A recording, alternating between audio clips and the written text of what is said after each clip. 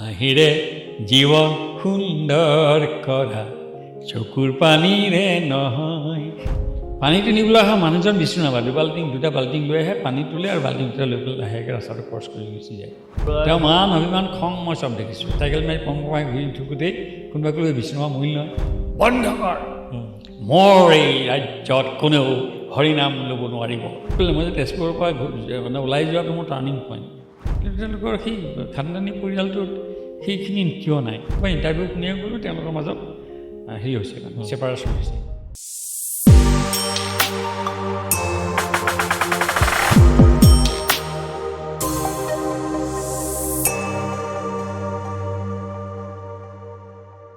Hello, মই doctor Dhruvajyoti Gogoi. Welcome to another episode of healthcast by ইমাৰ্জেল.in।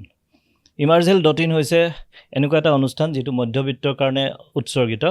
এই অনুষ্ঠানৰ জৰিয়তে আমি অসমৰ প্ৰতিখন সৰু বৰ নগৰ বা চহৰলৈ এই স্পেচিয়েলাইজ হেল্থ কেয়াৰটো কম দামত সকলো মানুহৰ কাৰণে একেই দামত লৈ যাবলৈ প্ৰয়াস কৰিছোঁ। আৰু হেল্ডিকাষ্ট হৈছে এনেকুৱা এটা প্ৰগ্ৰাম বা অনুষ্ঠান য'ত আমি শ্ব'কেছ কৰিব বিচাৰোঁ। এক নম্বৰ হ'ল হেল্থ কেয়াৰ, যিহেতু আমি ডাক্তৰ, আৰু দ্বিতীয় হৈ গ'ল এণ্ট্ৰপ্ৰেনিয়ৰশ্বিপ বা উদ্যমিতা, আৰু থাৰ্ড হৈ গ'ল ইনস্পিৰেশ্যন বা মটিভেশ্যন।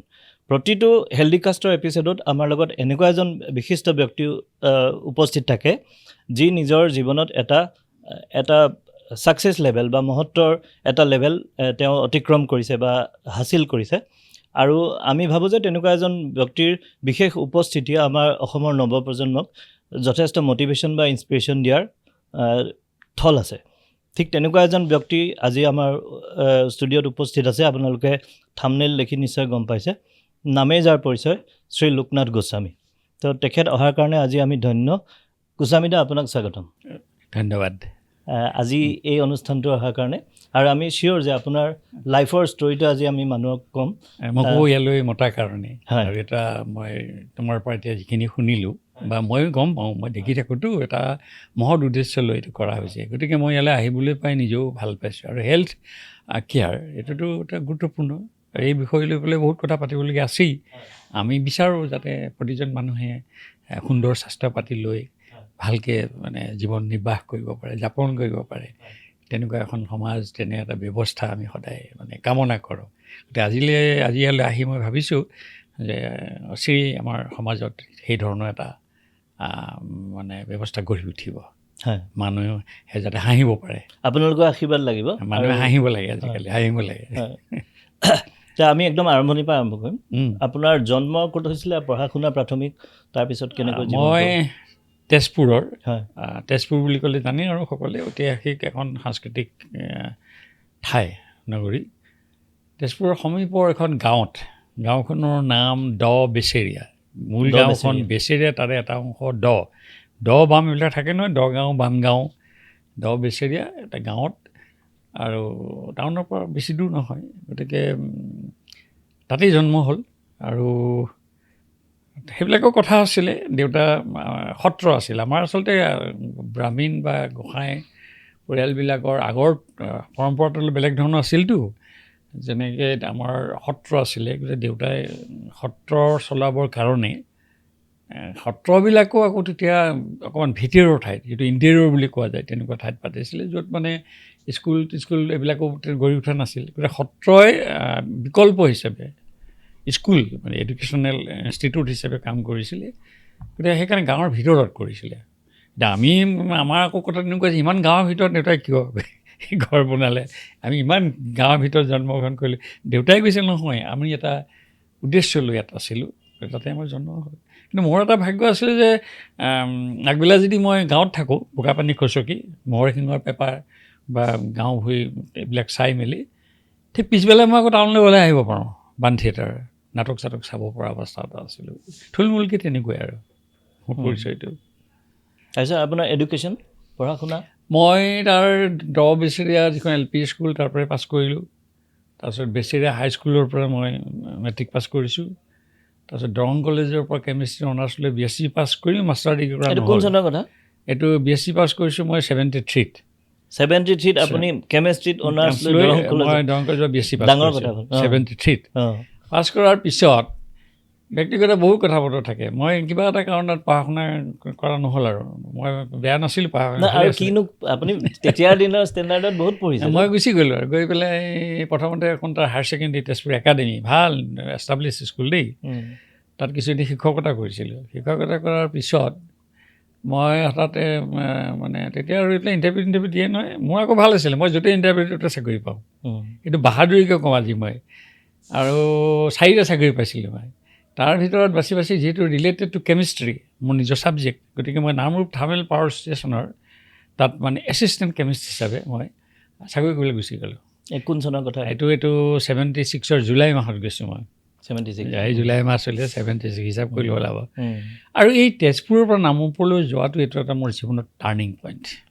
ক'বলৈ ঢেৰ আছে, মই খালি থ্ৰতে কৈ থৈছোঁ। It is turning point. কেলৈ ক'লে আপুনি এইটো? কথাটো হ'ল যে তেজপুৰত যদিও সাংস্কৃতিক নগৰী জ্যোতি বিষ্ণু, কিন্তু তাত এক ধৰণৰ এটা ষ্টেগনেঞ্চি মোৰ সময়ত। মই 2 এটা ইংৰাজী কৈছোঁ, মই সাধাৰণ ইংৰাজী নকওঁ, কওঁতে বুজিবৰ কাৰণে কওঁ। মই কওঁ মই কেমিষ্ট্ৰি মানুহ, চেচুৱেশ্যন থাকে নহয়, অকণমান স্থবিৰতালৈ আহিছিলে। মই ওলাই যাওঁ লাগিছিলে মানে তেনে। গতিকে মই সেই সময়ত মানে উজনি নামনি বুলি ক'লে আমিও তেতিয়া মানে আমি তেতিয়া কিয় বিকট ভূগোল পৃথিৱীখন দেখা নাই নো অকণমান খুব বেছি তেজপুৰৰ আশে পাশে জামুগুৰি, চুতীয়া, বিহালী বা ইফালে ঢেকীয়াজুলি অকণমান দেখিছোঁ। সিফালে ব্ৰহ্মপুত্ৰখন পাৰ হৈ আহি হাতবৰ কলীয়াবোৰ দেখিছোঁ। কিন্তু এটা চীন ভাৰতৰ যুদ্ধৰ সময়ত আমি পলাই আহি কলীয়াবৰত আছিলোঁহি। পলাই আহি মানে সেইখন তেনেকুৱা ছিটুৱেশ্যন হৈছিলে। আচ্ছা, তাৰপিছতে কি হ'ল, নামৰূপলৈ অহাৰ পিছত এটা ডাঙৰ কথা হ'ল যে ইণ্ডাষ্ট্ৰিয়েল টাউন, এটা মডাৰ্ণ টাউন। গতিকে লাহে লাহে এটা মডাৰ্ণ আউটলুক, ইণ্ডাষ্ট্ৰিয়েল আউটলুক, আৰু তাত ছায়েন্স এণ্ড টেকন'লজি, এই কথাবিলাকে মোৰ জীৱনত সাংঘাতিক ধৰণে প্ৰভাৱান্বিত কৰিলে। কাৰণ গাঁও ভূঞবিলাকত কি হয়, এইটো ফিউডেল কালচাৰ বুলি কোৱা হয়, এক ধৰণৰ সামন্তীয়। গাঁওবিলাকে এটা ট্ৰেডিশ্যনেল কালচাৰ চলি থাকে, বহুতে সেইটোলৈ গৌৰৱ কৰে, ভাল পায়। ভাওনা হয়, নৃত্য গীত কিবা কিবি হয়, এইবিলাক চব ধৰণৰ। কিন্তু ট্ৰেডিশ্যনততো সমাজ নচলে, মানুহ নচলে। যেনে আমি ট্ৰেডিশ্যনত আমি ধুতিখন দেউতাই পিন্ধিছিলে, মই ধুতিখন পিন্ধা নাই। বানকাঁহীত দেউতাই ভাত খোৱা দেখিছিলোঁ, ডলা পালকিত উঠা দেখিছিলোঁ, আমিতো উঠা নাই। ট্ৰেডিশ্যনটো ল'লে সলনি হৈছে।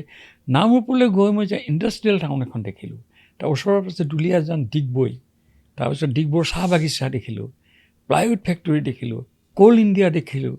গতিকে ই মোৰ কি কৰিলে, পৰিধি, মনৰ পৰিধি, চিন্তাৰ পৰিধি, দৃষ্টিভংগীৰ পৰিধি সলনি কৰি দিলে। আৰু সেইকাৰণে বোধ কৰোঁ এনে এটা পজিশ্যন অহাৰ কাৰণে হয়তো আজি তুমি মোক 2 এষাৰ কথা পাতিবলৈ মাতিছা। হয়তো অকণমান কিবা এটা মই হয়তো ক'ৰবাত কিবা এটা পাইছোঁ চাগে, সেইটো এচিভ কৰিছোঁ, মাতিছা। গতিকে যে টাৰ্ণিং পইণ্ট সেই অৰ্থত টাৰ্ণিং পইণ্ট।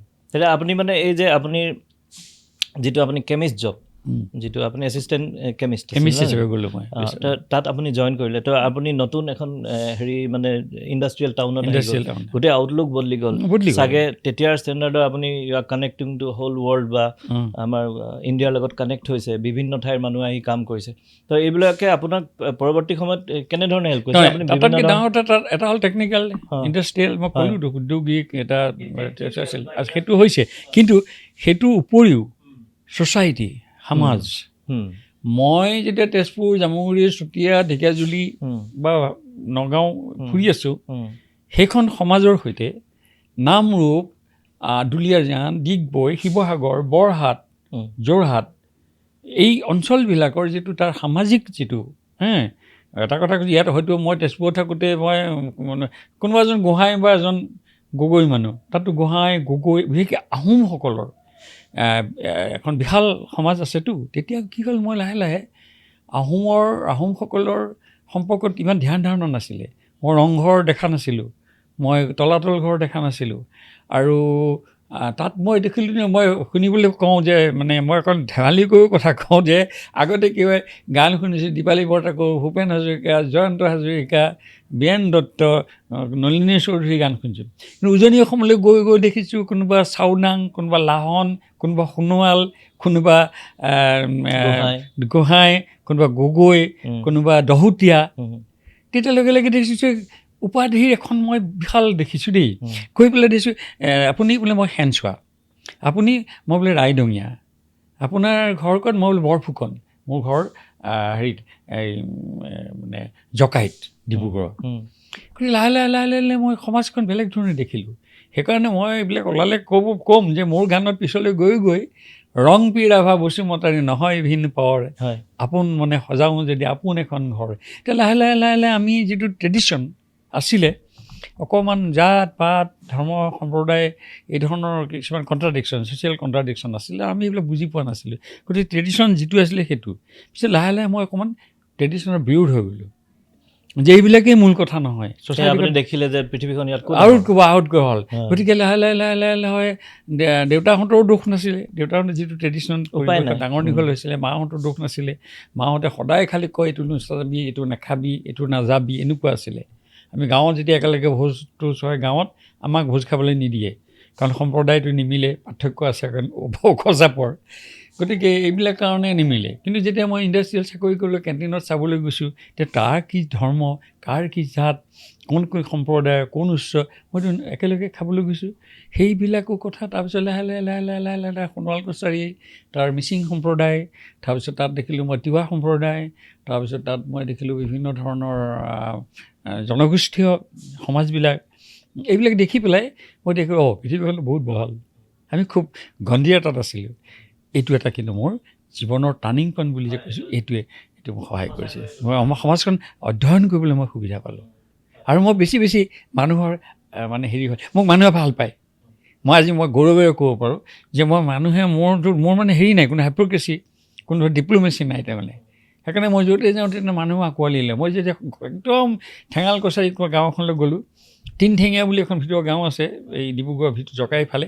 মই যদি যাওঁ মানুহে সাংঘাতিক ধৰণৰ মৰম কৰে কিবা এটা ভাবে যে মানুহজন হেৰি নহয় তেনেকুৱা মানে কৃত্ৰিম নহয় আৰু মই মাটি এবেলাই পঢ়ি থকা মানুহ মই কোকৰাঝাৰলৈ গৈছোঁ এতিয়া ওদালগুৰিলৈ গৈছোঁ বা মই কেতিয়াবা জোনাই বা চিলা পথাৰ গৈছোঁ মই একেবাৰে মানুহৰ লগত মই মিলি এতিয়া লোকনাথ গোস্বামী যিজন ব্যক্তিত্ব মানুহে যিজনক চিনি পায় সেইজনৰ প্ৰথম পৰিচয় হৈ গ'ল এজন ছিংগাৰ হিচাপে আৰু কম্প'জাৰ হিচাপে আৰু ছেকেণ্ড হৈ গ'ল আপোনাৰ যদিও গোটেই ব্যক্তিত্বটোত এগাল বস্তু সোমাই আছে যেনেকৈ আপুনি ষ্টুডেণ্ট হিচাপেও যথেষ্ট ভাল আছিল আৰু আপুনি কেমেষ্ট্ৰিত অনাৰ্ছ লোৱা তাহানিৰ দিনত তাৰপিছতে আহি গ'ল এতিয়া আপোনাৰ লাহে লাহে আপুনি কিতাপ লিখাও আৰম্ভ কৰিলে কিতাপ লিখা আৰম্ভ কৰি এতিয়া চাগে 20 পাৰ হৈ গ'ল আপোনাৰ 24 হৈছে লগতে আৰু বিভিন্ন দিশত আমি আলোকপাত কৰিম সেইখিনিলৈ আহিম এতিয়া মই আপোনাক মানে প্ৰাইমেৰীৰ পৰা আহোঁ যে আপুনি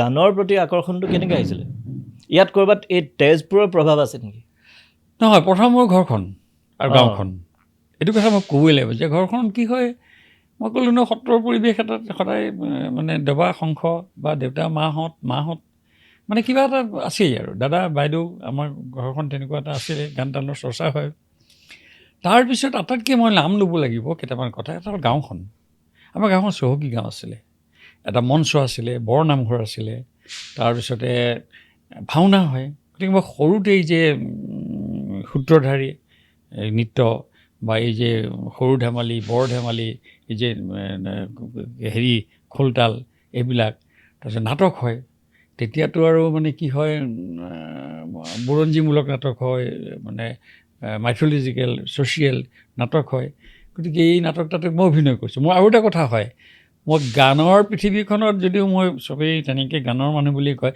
কিন্তু মই অভিনয়ৰ জগতেহে মই সাংস্কৃতিক জগত ওলাইছোঁ অভিনয়টোৰ কথা এনেকুৱা হ'ল আগতে কি হয় গাঁওবিলাক স্কুলত এতিয়া ভাওনা এখন হ'ব ধ্ৰুৱ এটা শিশু চৰিত ধ্ৰুৱ এটা মানে মাইথলজিকেল কেৰেক্টাৰ মানে খুব সৎ হেৰি আৰু বেষ্ট মানে ভগৱানক মানে হেৰি কৰে বা ভক্ত প্ৰহ্লাদ সেই চৰিত্ৰবিলাকত কি হয় ধৰা মই ভক্ত প্ৰহ্লাদৰ কথা কৈ আছোঁ ভক্ত প্ৰহ্লাদে খুব স্তুতি কৰে দেউতাক মানে পিতা হিৰণ্যকশিপুৰে মানে ভগৱান বৰ লৈ পাই থৈছে যে অমৰ তেওঁ অহংকাৰ মানে আৰু মই স্তুতি কৰোঁ গতিকে এই যে স্তুতিতে কৰোঁ মোৰ কণ্ঠটো যে ভাল তেতিয়াতো মাইক নাই নামঘৰত যদি ভাওনা হৈছে তেতিয়া মোৰ মাতটো 14 চুবুৰী ৰাইজে বোলে শুনিব পাৰে তেতিয়া কাহ পৰি জিন যোৱা এইবিলাক শব্দ ওলাইছে মুখত দেই কাহ পৰি জিন যোৱা কোন ক্লাছৰ কথা এতিয়া ধৰা প্ৰথম দ্বিতীয় তেতিয়াই লৈ আহে আৰু একে বহুৱাই দি পেলাই বহুৱাই দিয়ে আৰু এনেকৈ অ হৰি চৰণ দিয়া হে জলধি মাজে হৰি হৈয়া ভৱ তৰিয়হে ধৰিয়া চানিতে কত অৱতাৰ এনেকৈ মানে ধৰা মই কৈ আছোঁ হিৰণ্যকশিপু আহিলে বন্ধ কৰ মোৰ এই ৰাজ্যত কোনেও হৰিনাম ল'ব নোৱাৰিব। তাৰপিছত কৈছে তুমি যে সদায় বা তই কিবা কৈছিল আৰু যে সদায় হৰিনাম ল তোৰ ভগৱান ক'ত আছে? ভগৱান সৰ্বত্ৰ পিতা, এই আকাশত এই বতাহত সকলোতে ভগৱান আছে। এই গম্বুজটোত ভগৱান আছেনে? আছে পিতা। লগত হাকে বুলি গদাটো দি পেলাই গম্বুজটোতটো মাৰি দিলে। গম্বুজটো কাগজৰ আছিলে, গদাটো ফালি পেলাই একে কোবে গদাই পেলাই মোৰ নাকত পৰিলি, নাকেদি তেজে হুহুৱাই ওলাই গ'ল। মই ভেঁকৈ কান্দি দিলোঁ। সেইবাবে দৰ্শকৰ মাজত হেৰি হৈ গ'ল, মানে এটা হেৰি কিন্তু সেইখিনি সময়তেই নৰসিংহ ওলাই আহিল নহয়। নৰসিংহ আধা মানুহ আধা হেৰি ওলাই অহালৈকে তাত যেতিয়া মানুহে দৃষ্টি গ'ল, মোক লাহেকৈ এজনে দাঙি নি পেলাই নাক চাক মচি আনি পেলাই বহুৱাই দিলে। কথাটো হ'ল পিছৰখিনি আৰু তেনেকুৱা আৰু যে নৰসিংহ কিয় হ'ল এইবিলাকতো কাহিনী মানুহে জানেই। কিন্তু মোক কি মাতিছিলে যে মই কণ্ঠটো তাৰপিছত ধ্ৰুৱ আৰু এনেকুৱাও পাইছিলোঁ যে মই এই ভাওনাৰ বিলাপ পয়াৰ কৰিব। এখন ভাওনাত মোৰ 36টা তেতিয়াৰ দিনতে হেৰি আছে, স্তৱক আছিলে, মানে বিলাপ পয়াৰ। তাত আৰু কিছুমান খোলৰ লগত গাব লাগে, খোলৰ লগত তাল মিলাই মই তেতিয়া খোল তাল পৰিতাল কি মানে নাই মই একো নাজানো, তাল চাল আৰু ৰাগৰ ডিফাৰেঞ্চো পাৰ্থক্যও নাজানো। তেতিয়া কি হয় তুমি শুনি আচৰিত হ'বা যে মই স্কুলৰ পৰা আহোঁ, ভাতকেইটা খাই মহাই খামে দৌৰ মাৰি যাওঁ। আমাৰ ঘৰৰ সন্মুখত দুগা নাথ, আমি দুগা কাই বুলি মাতোঁ। বহোঁ, তেওঁ তমাল কাঠি চুচি থাকে, কিবা কিবি বনাই নহয়, বহোঁ। তেতিয়া কৈছোঁ যে মোক আৰু হেৰি এইবিলাক দেখুৱালোঁ, এখন হেৰি দিছে মানে বচনখন চাই গ'লেও বোলে বিলাপ পয়াৰ গাব লাগিব দেখোন। গোসাঁই বাপু তুমি বহা। তেওঁ চুচি থাকে আৰু বিলাপ পয়াৰ তেওঁ গাই থাকে। তেওঁ টেপ ৰেকৰ্ডাৰ নাই, গাই থাকে, মই শুনি থাকোঁ। এতিয়াও মই মানে সেই মানুহবিলাকৰ প্ৰতি মোৰ শ্ৰদ্ধা। মোৰ জীৱনত মানে আচলতে মোৰ গুৰু সেইসকল। তেওঁলোকৰ বিলাপ শিকিলোঁ, পয়াৰ শিকিলোঁ, যৌতুক শিকিলোঁ। তাৰপিছতে গাঁৱৰ মানুহে এইবিলাক খোলৰ তাল শিকালে ঘৰত। সেইবোৰ শিকি আৰু একদম যেতিয়া ভাওনা হয়, একদম চতুৰ্চুবুৰীয়া মানুহে ভাওনা চাবলৈ আহে। সেই সময়ত মই সেইবোৰ গাব লাগে আৰু সূত্ৰধাৰ লৈ 10-15জন খোল তাল লৈ বুলি একদম গাব লাগে। কিন্তু আমি মইতো আপোনাক সৰুৰ পৰাই দেখিছোঁ, এতিয়া যেতিয়াৰ পৰা দেখিছোঁ আপোনাৰ মুখত আমি সদায় বিষ্ণুৰাভা সংগীত বা জ্যোতিপ্ৰসাদ আগৰৱালা গীত আপোনাৰ পৰা শিকা। ইনফেক্ট মই নহয়, আমাৰ গোটেই অঞ্চলটোৱে বা আপাৰ আছাম বুলি ক'লেও ভুল নহ'ব, চবেই আপোনাৰ পৰা শিকা। এতিয়া আপুনি এই বিষ্ণু সংগীত বা বিষ্ণুৰাভা গীত বা জ্যোতিপ্ৰসাদ আগৰৱালা গীতৰ লগত কানেকশ্যনটো কেতিয়া আৰম্ভ হ'ল? তাৰপিছত গাঁও হয়তো এইবিলাক শিকি আছোঁ, শিকি পেলাই লাহে লাহে যে স্কুল টুৰ্ণামেণ্ট আহিছোঁ। এতিয়া স্কুল টুৰ্ণামেণ্ট আছিলে, এইটো কোৱা দৰকাৰ। স্কুল টুৰ্ণামেণ্টবিলাক আমাৰ কাৰণে খুব প্ৰেৰণাদায়ক আছিলে। স্কুল টুৰ্ণামেণ্টত কি থাকে? যদি সংগীত প্ৰতিযোগিতা, বিষ্ণুৰাভাৰ প্ৰতিযোগিতা, ৰবীন্দ্ৰ সংগীত প্ৰতিযোগিতা আছে, লোকগীতৰ প্ৰতিযোগিতা আছে। গতিকে কি হয়, স্কুল টুৰ্ণামেণ্টবিলাকত প্ৰতিযোগিতাৰ কাৰণে আমি শিকিব লাগে, বা দৰং কলেজত যেতিয়া কম্পিটিশ্যন হৈছে বা কিবা কিবি শিকিব লাগে। আৰু তাৰপিছত লাহে লাহে লাহে তেজপুৰলৈ যে ওলাই আহোঁ, গাঁৱততো এইটো আছেই, মই কৈছোঁতোৱেই। ওলাই আহিলোঁ, ওলাই দেখিছোঁ তাত কিবা আলেখ্য হৈছে, সংগীত আলেখ্য। তাত জ্যোতিপ্ৰসাদৰ পৰা আলেখ্য হৈছে, সেউজী ধৰণে ধুনীয়া লুই ধৰে পাৰে আমি ডেকা ল'ৰা। সেইবোৰ কোনে শিকাইছিলে? সেইবিলাক তাত তেতিয়া নহয়, তাততো প্ৰথমতে শুনি আছোঁ।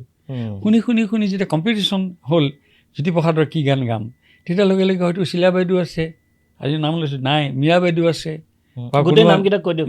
চিলা বৰঠাকুৰ, চিলা বাইদেউ ঢুকাল, বিখ্যাত মানুহ আছিলে, দৰং কলেজৰ প্ৰফেচাৰ আছিলে। তাৰপিছত মীৰা দাস চলিহা বাইদেউ ঢুকাল। তেতিয়া আমি তেওঁলোকৰ ঘৰলৈ যাওঁ আৰু টেপ ৰেকৰ্ডাৰ নাই, আৰু কিছুমান জনা শুনা মানুহ আছিলে। গতিকে গানটো গৈ শিকোগৈ, কেতিয়াবা আজি কাইলৈ আহিবা, এতিয়া সময় নাই, অকণমান শিকোঁ, আকৌ ঘৰলৈ আহোঁ, আকৌ চাইকেল মাৰি যাওঁ। তেনেকৈ গৈ পেলাই আকৌ গাঁৱত এজন ডিমচাঁদ বৰা বুলি এজন গাঁৱৰ মানুহ আছিলে, তেওঁ গৈ মোক কোলাত লৈ তেওঁ এদিন কি ক'লে, মোক ক'লে জ্যোতি সংগীত শিকাবলৈ গ'ল।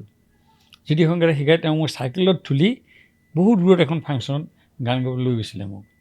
তেজপুৰৰ ওচৰত বিহগুৰি ঠাই এখন আছে, তাত চন্দ্ৰনাথ শৰ্মা এটা ডাঙৰ অডিটৰিয়াম আছে। সেই অডিটৰিয়ামটো যিদিনা অ'পেনিং হৈছিলে, সেইটো বোধহয় 62 মানৰ কথা হ'ব। অ'পেন কৰিবলৈ যাওঁতে তাত জয়মতী নাটক হৈছিলে আৰু মোৰ গানেৰে অ'পেনিং হৈছিলে আৰু গানটো গাইছিলোঁ কি সেউজী সেউজী ধুনীয়া সেউজী সেউজী সেউজী সেউজী ধৰণী ধুনীয়া। এই বিষ্ণুপ্ৰসাদ আৰু বিষ্ণুৰাভাও তেনেকৈ হেৰি আহি যায় নহয়, তেনেকৈ অসমীয়া ডেকা দল অসমীয়া ডেকা দল কম্পিটিশ্যনত গাওঁ আৰু কম্পিটিশ্যনত ফাৰ্ষ্ট হ'ব লাগিব। কম্পিটিশ্যনত গৈ পেলাই গতিকে মোৰ আৰু ভাল আছে স্কুল টুৰ্ণামেণ্ট মই সদায় বেষ্টেই হওঁ। বৰগীততো প্ৰথম, বনগীততো প্ৰথম, এতিয়াও প্ৰথম আপুনি প্ৰথমেই হৈ থাকে। আৰু দৰংগজত কি হ'ল এটা ৰেকৰ্ড আছিলে, এগৰাকী অনামিকা পালমাৰ চৰ্দাৰে নাম লৈছে, তেওঁ 3 বছৰ কণ্টিনিউ তেওঁ ধাৰাবাহিক ছিংগাৰ হৈ আছিলে। তেতিয়া আৰু চবেই অকণমান এনেকুৱা আছিলে আৰু এই তই কিবা এটা কৰ নাই ভাই, ৰেকৰ্ডটো ব্ৰেক কৰ নাই, তেওঁ নি আছে আৰু মই আৰু চব শিকি আহিছোঁ আৰু শিকাই মানে যেতিয়া মই গাঁৱৰ পৰা চাইকেল মাৰি আহোঁ কলেজলৈ, আহোঁতেই মানে কি কৰোঁ, এই যে চাইকেল মাৰি আহোঁতেই গান গাই পথাৰৰ মাজে মাজে আলি গান গাই হয়। আৰু মই যেতিয়া কলেজৰ পৰা কম্পিটিশ্যন কৰি ঘৰলৈ ঘূৰি যাওঁ, চবেই জানে লোকনাথ ভাইটি আহিছে, তাৰমানে ৰাতিয়েই মই গান গাই যাওঁ আৰু প্ৰেক্টিচটো তেনেকেই হয়। তেনেকৈ গৈ পেলাই গান গাওঁ, চব কম্পিটিশ্যনত যোগ দিছোঁ। খালি ৰবীন্দ্ৰ সংগীত আৰু গোৱালপৰীয়া লোকগীত মই তেতিয়া আয়ত্তলৈ অহা নাই, খেয়াল অহা নাই, ভজনো অহা নাই, তেতিয়া মই ক্লাছিকেলো শিকা নাই, কিন্তু বাকী চব গালোঁ। তাৰপিছতে পিছদিনা ঘোষণা কৰিলে বেষ্ট ছিংগাৰ।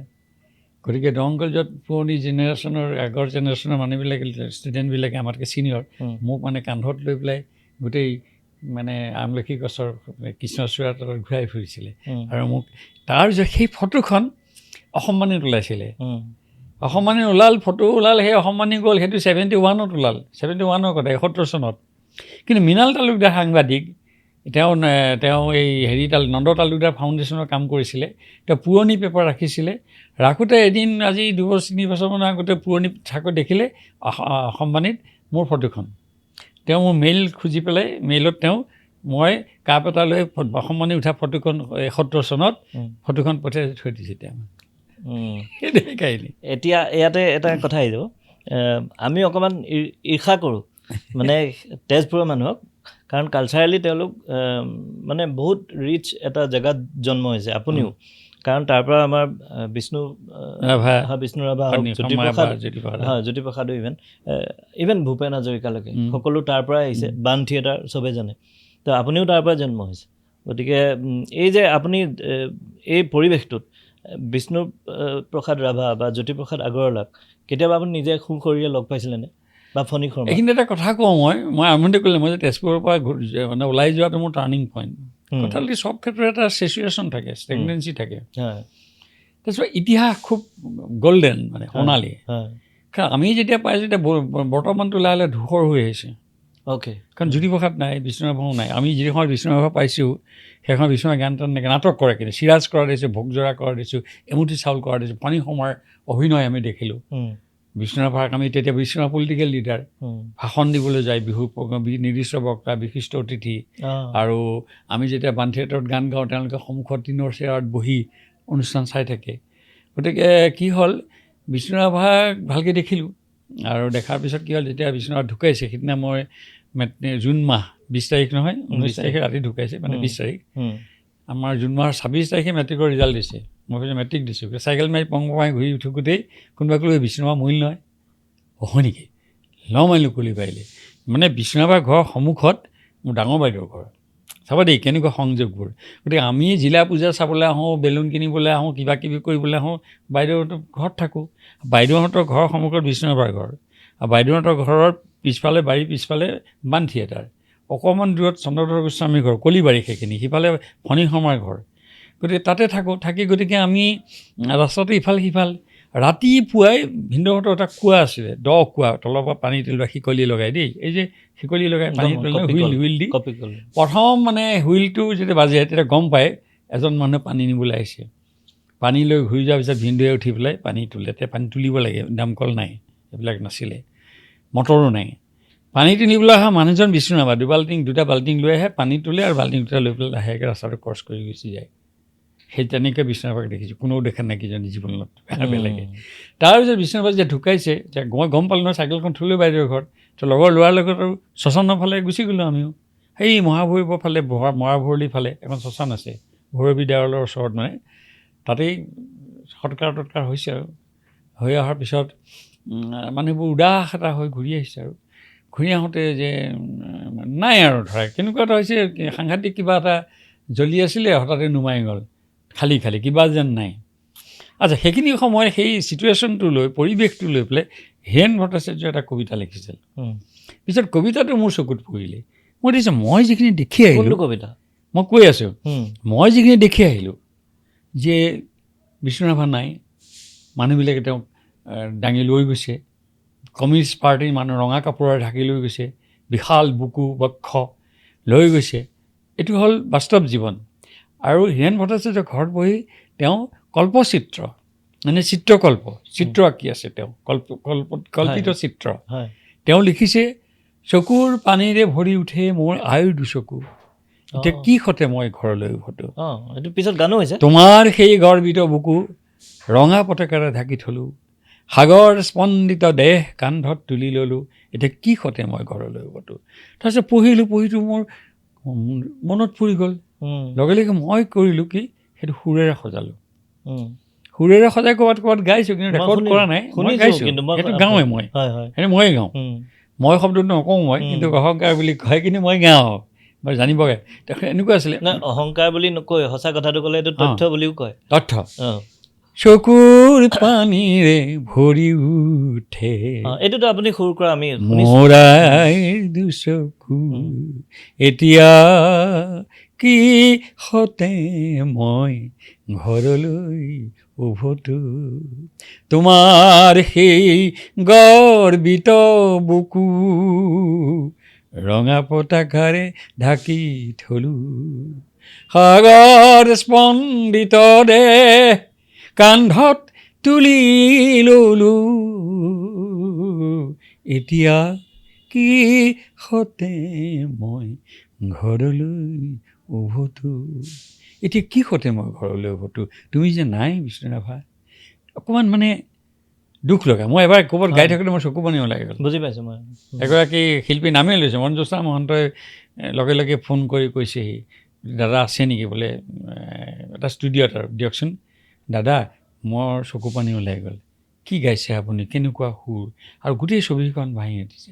ছবিখন আঁকিছে কিন্তু হিৰুদাই, সুৰেৰে সজাইছোঁ মই, কিন্তু ছবিখন দেখিছোঁ মই।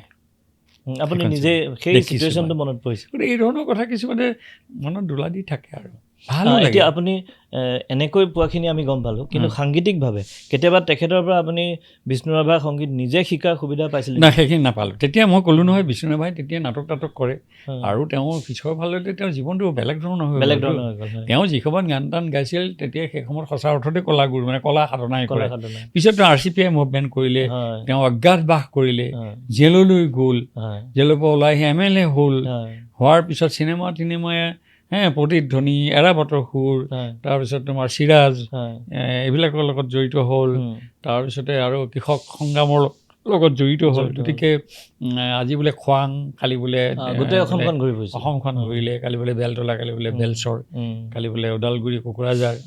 গতিকে তেওঁ আৰু জীৱনৰ তেওঁ সেয়াও এটা বেলেগ সংঘাত, সেইটো এটা বেলেগ হেৰি। আৰু এতিয়া এজনৰ বিষয়ে আমি জানিলোঁ, আপুনি ভাগ্যক্ৰমে আপুনি তেজপুৰত জন্ম, আৰু আপুনি বিষ্ণুৰাভাক লগ পাইছিলে, আৰু তাৰপিছত আপুনি নামৰূপ পালেগৈ, ইণ্ডাষ্ট্ৰিয়েল টাউন, আৰু কালক্ৰমত জ্যোতিপ্ৰসাদেও তেওঁৰ জীৱনৰ শেষ তামোলপুৰ জীৱনত বেছি, মানে তেওঁৰ জন্ম হৈছিল তাত, কৰ্মসূত্ৰে ইয়ালৈ আহিলে ডিব্ৰুগড়, তামোলপুৰত জন্ম হৈছিল, কিন্তু তেওঁ বেছিভাগ সময় চৰ্চা তামোলবাৰীত। মোনাবাৰীত জন্ম নহয়, তামোলপুৰতে তামোলবাৰী ডিব্ৰুগড়ত জন্ম হৈছিল, কিন্তু তেওঁ এটা সময়ত ভূপেন হাজৰিকা, ফণী শৰ্মা, এই গোটেইখিনি সেই পুৰণি বাণ থিয়েটাৰত শেষৰ ফাললৈ তেওঁ কি হ'ল, উভতি গ'ল নহয়, উভতি মানে তেওঁক বাগানৰ ৰেচিডেণ্ট মেনেজাৰ কৰি পেলাই পঠিয়াই দিলে, কাৰণ বাগানৰ লগত সম্পৰ্ক আছিল, আৰু এনেইতো বহি খাবও নোৱাৰিব, উপাৰ্জনৰ কথা আছে, দুখনকৈ চিনেমা কৰি তেওঁৰ হেৰি হ'ল, গতিকে ৰেচিডেণ্ট মেনেজাৰ কৰি পেলাই তেওঁক তালৈ পঠিয়াই দিলে, গতিকে তেওঁ বাগান চলাবগীয়া হ'ল। কিন্তু আপুনি আপাৰ আছামত তেখেতক কেতিয়াও লগ নাপালে? নাপালোঁ, নাই, আমি জন্মৰ সময়তে তেওঁ ঢুকাল নহয়, তেওঁতো 51 চনত ঢুকাল, 51 চনত ঢুকাল। গতিকে আমি সেইখিনি সময়ত তেখেত খুব কম 49 বছৰ বয়সত ঢুকাল, কিন্তু 49 বছৰ বয়সত তেওঁ 500মান বছৰৰ কাম কৰি থৈ গ'ল। মই নিজে আচৰিত হয়, পৃথিৱীত এনেকুৱা মানুহ পাইছোঁ। তেওঁ মানে এনেকুৱা হৈছে, তুমি যিমান লাগে বেছি কৰিছা, তুমি যোৱাগৈ আৰু, আমি যদি সৰলভাৱে কথাটো কওঁ। ইমান কৰিলে, গান, নাটক, গান, চিনেমা চবতে তেওঁ, চিনেমাত প্ৰথম কৰিছে তেওঁ, গতিকে আৰু নাটকো তেওঁ নতুন আংগিকৰ নাটক কৰিছে, গান অজস্ৰ গান কৰিছে। তাৰপিছত স্বাধীনতা যুঁজত তেওঁ নিজে হেৰি আছিলে, তেওঁ মানে এইটো কি কয়, হেৰি লিডাৰ আছিলে, ভলেণ্টিয়াৰ সকলৰ। তাৰপিছত তেওঁ জেলো খাটিছে। তাৰপিছত মুঠতে এই জীৱনটো মই আচৰিত, আগৰ মানুহবিলাকে মানে কি ইমান কাম কেনেকৈ কৰিছে, বহুত কেনেকৈ কৰে আচৰিত। আকৌ তেওঁ মানে ইভেন আমি এতিয়া এইখিনিও কথা পাতিম লাহে লাহে, যে আপুনিও কম কাম কৰি থোৱা নাই, নাজানো আমি পাতিম। কিন্তু কাম কৰ্মবিলাক কৰিব পাৰে, কিন্তু এটা জীৱনটো অলপ ডিচিপ্লিন হ'ব লাগিব। এই ডিচিপ্লিন শব্দটোলৈ মই এতিয়া আহিম। এতিয়া আমি ৰিচেণ্টলি যিটো আমাৰ এটা খুব ডাঙৰ ঘটনা হৈ গ'ল, যিটো হ'ব নালাগিছিল আৰু খুব দুখজনক, যে আমাৰ ৰমেনদাৰ যিটো নিখোজ হ'ল, এতিয়ালৈকে তেখেতক বিচাৰি পোৱা নাই।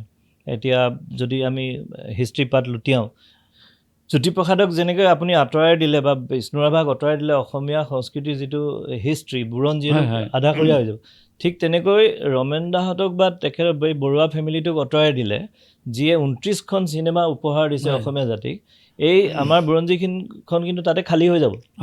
এনেকুৱা এটা মানে ঐতিহ্যমণ্ডিত পৰিয়াল।